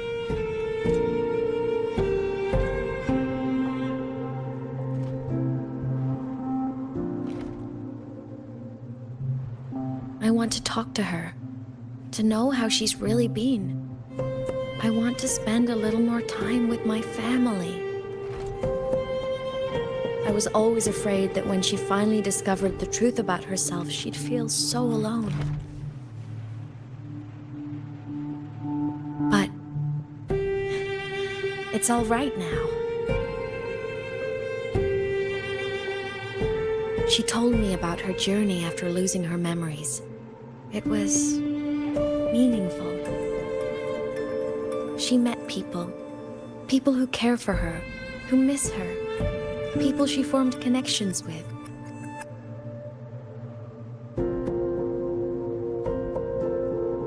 So even knowing the truth about her homeland now, she won't be alone. She has a reason to keep living. That's enough for me. Now I can finally let go.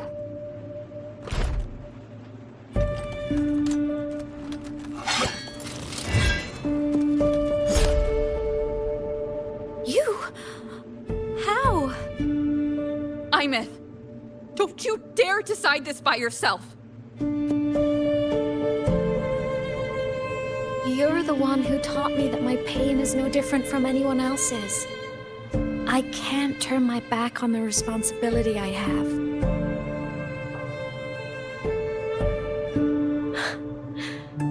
Forgive me.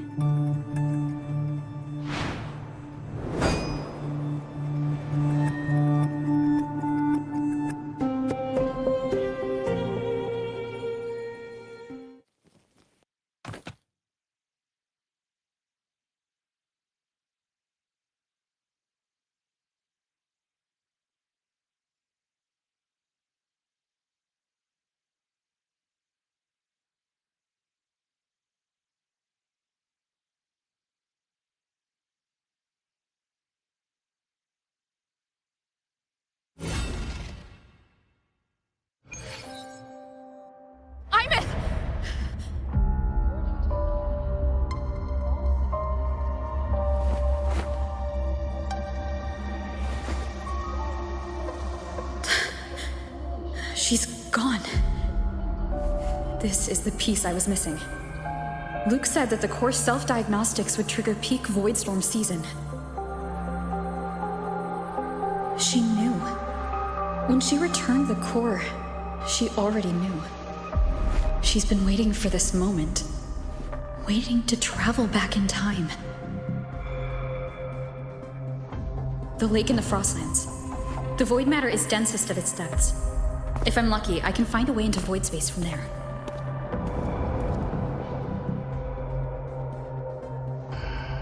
I can still catch up to her. I have to move, now.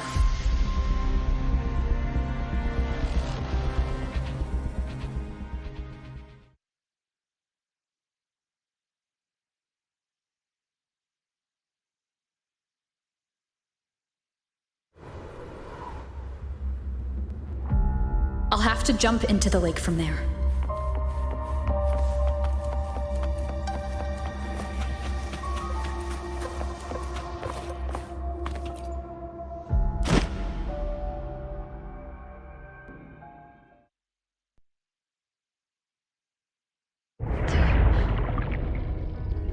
Don't go.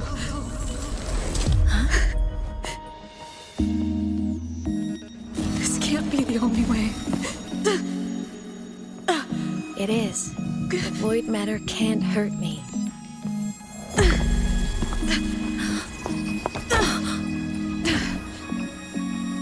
Don't try to save everyone on your own. This time, you have to trust me.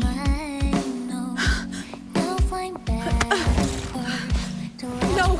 If you do this, there's no coming back! The Strider Gate will shut you out forever! This is the only way. The loop will close.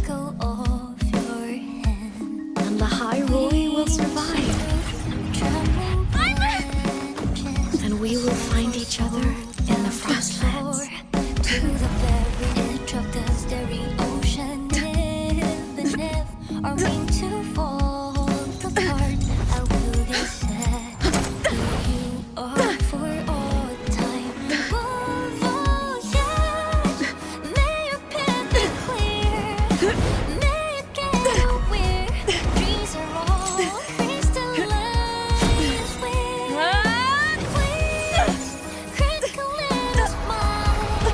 You won't be alone in this world you've chosen as your own. Don't worry, I'm well aware that all snowflakes melt in the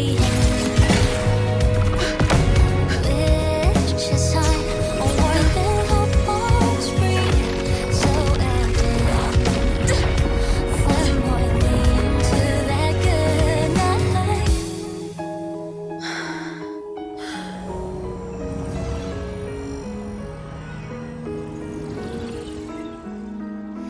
Voyage, may your path be clear. May you get aware. Dreams are all crystallized. Please, critical little smile.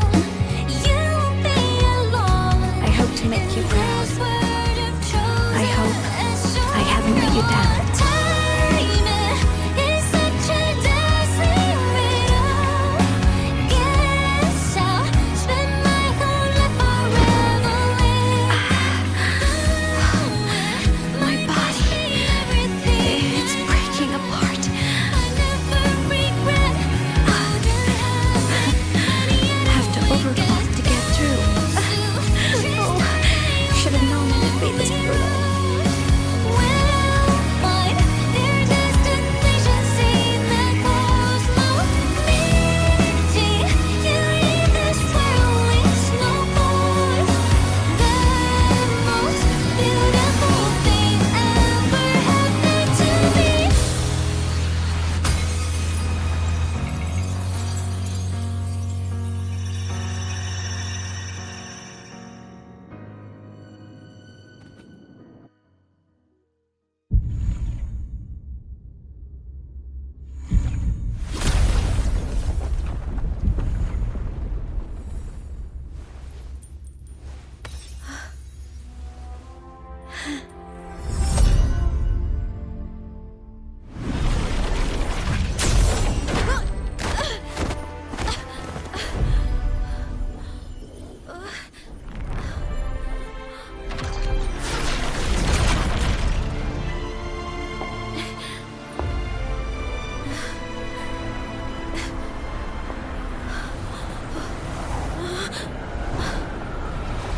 We had our time, short as it was, but it mattered.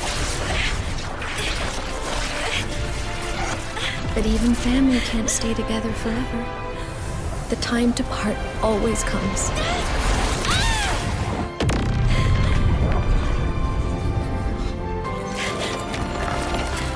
I've long come to terms with this responsibility.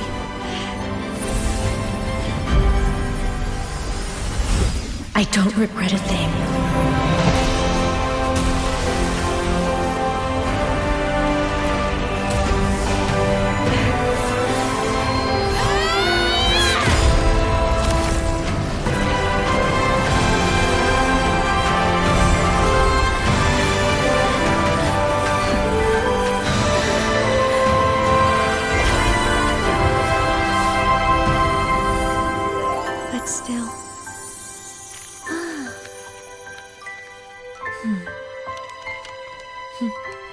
Wish I didn't have to leave.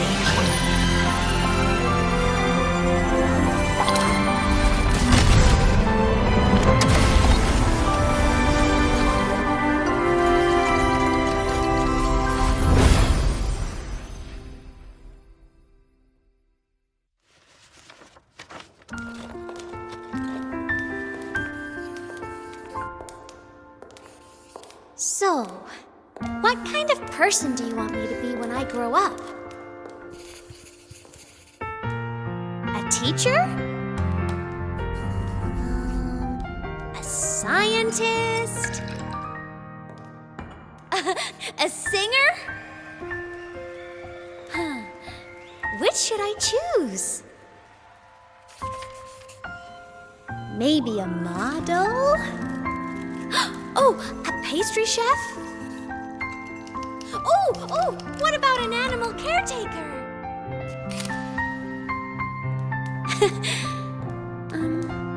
What would make you proud? Aemeath. My only wish for you is that you live a happy life. I see. And you? What's your wish for me? I wish that in your long, long life, you never forget how to feel the sorrow and the joy. Oh, getting to share this final journey with you makes me so happy.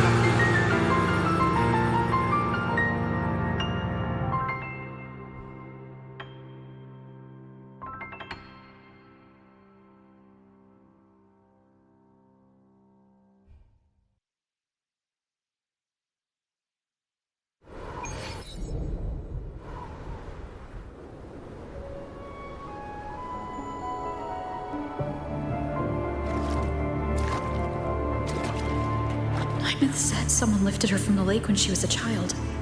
That's when she lost her talisman. It wasn't my past self who saved her. It was me. Right here. Right now. My failure to save Aemeath? Has it already become part of lahai-roi's chain of cause and effect?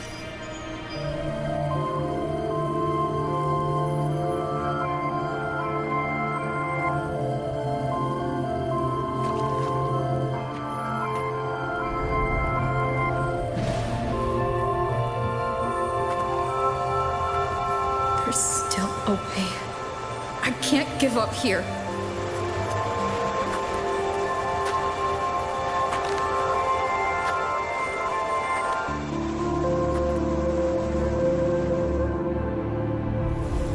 Aemeath is on the other side of the Strider Gate.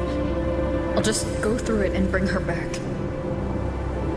Someone has to pilot the Exostrider, open the Strider Gate, and deal with the Threnodian anyway.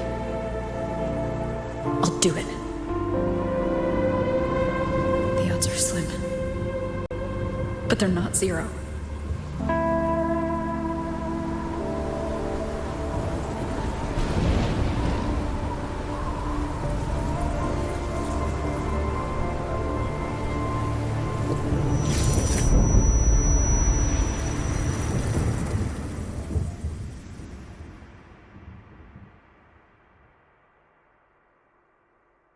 You've got the mind. Your daily training regimen is being formulated on the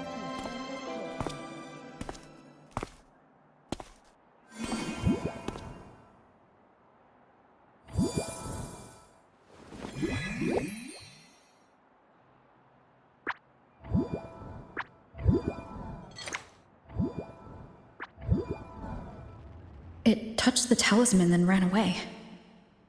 Is it trying to lead me somewhere?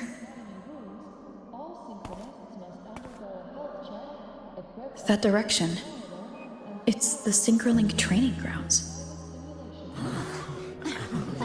What's wrong? The simulation pod won't open? Seems so. It bugged out with an emergency error and just locked down. Maintenance is on the way. But it's showing it's occupied. Class just started. No one could have gotten in yet.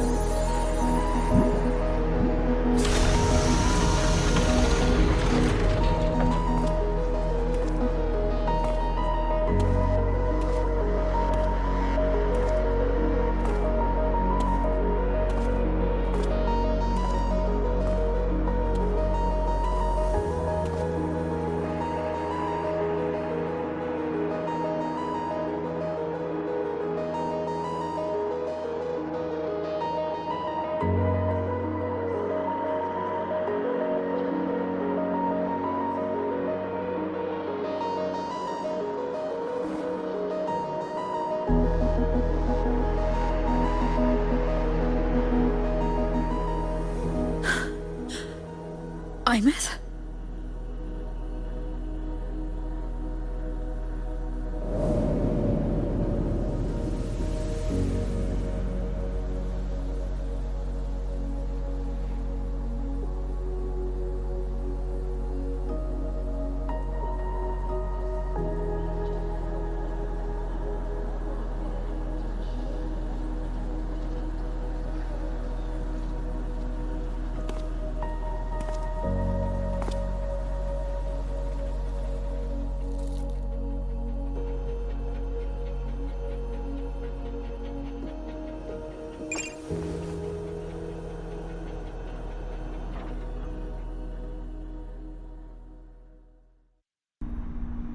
The train for Star Torch Academy and the Frostlands will be departing soon. All passengers, please take your seats and fasten your seatbelts. Void storm hazard level at transit stop low.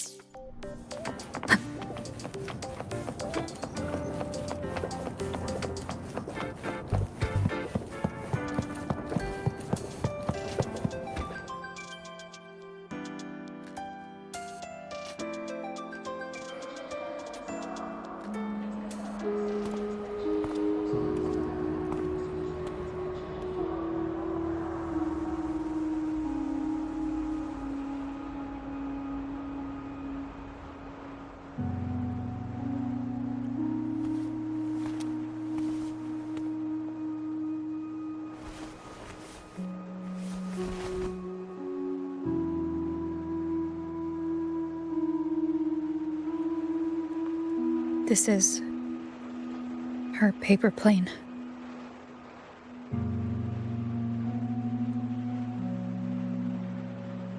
You can keep it if you'd like.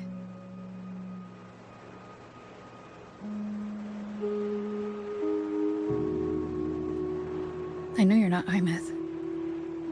You're only a piece of what she left behind, kept alive by this talisman. But if you exist, it means she's still alive too, doesn't it? Otherwise, the Soliskin couldn't have brought you back.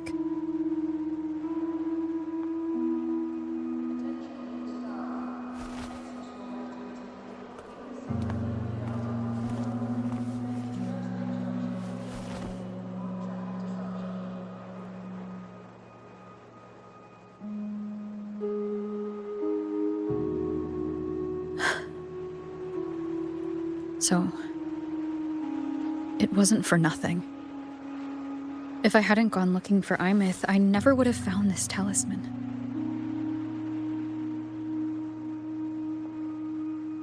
And you wouldn't be here at all. Mook told me you're a piece of her. A thread that might still tie her to this world. If I follow it, maybe I can find where she is.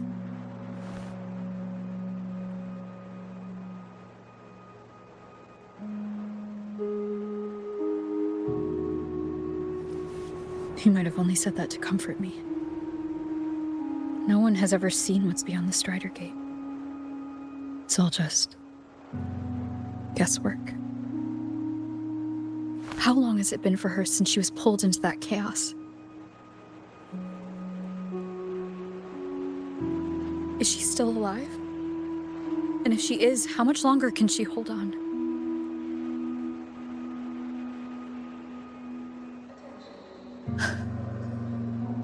I don't know.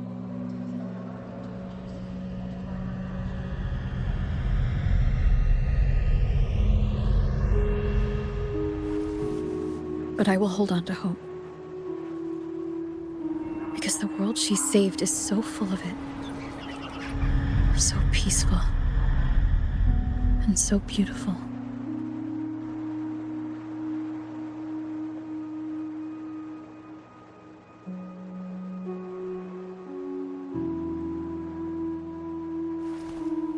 It's strange, seeing Aemeath so quiet like this.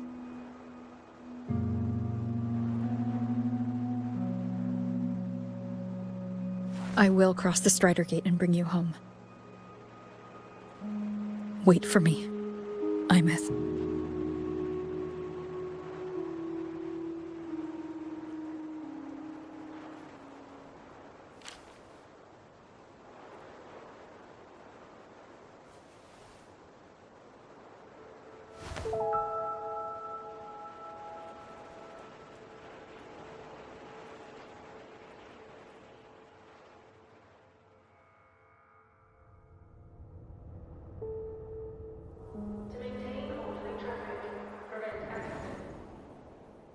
Don't be sad.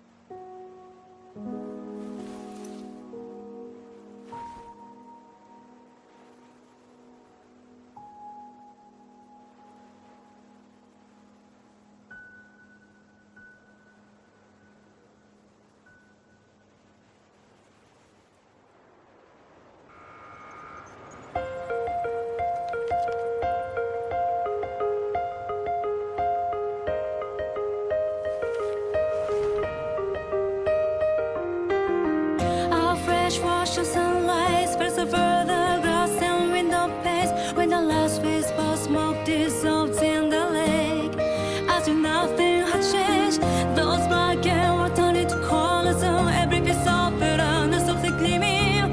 For myself, whispering your name as one touch my skin. I see time finally shaded chains, flying free like a paper plane in the common star.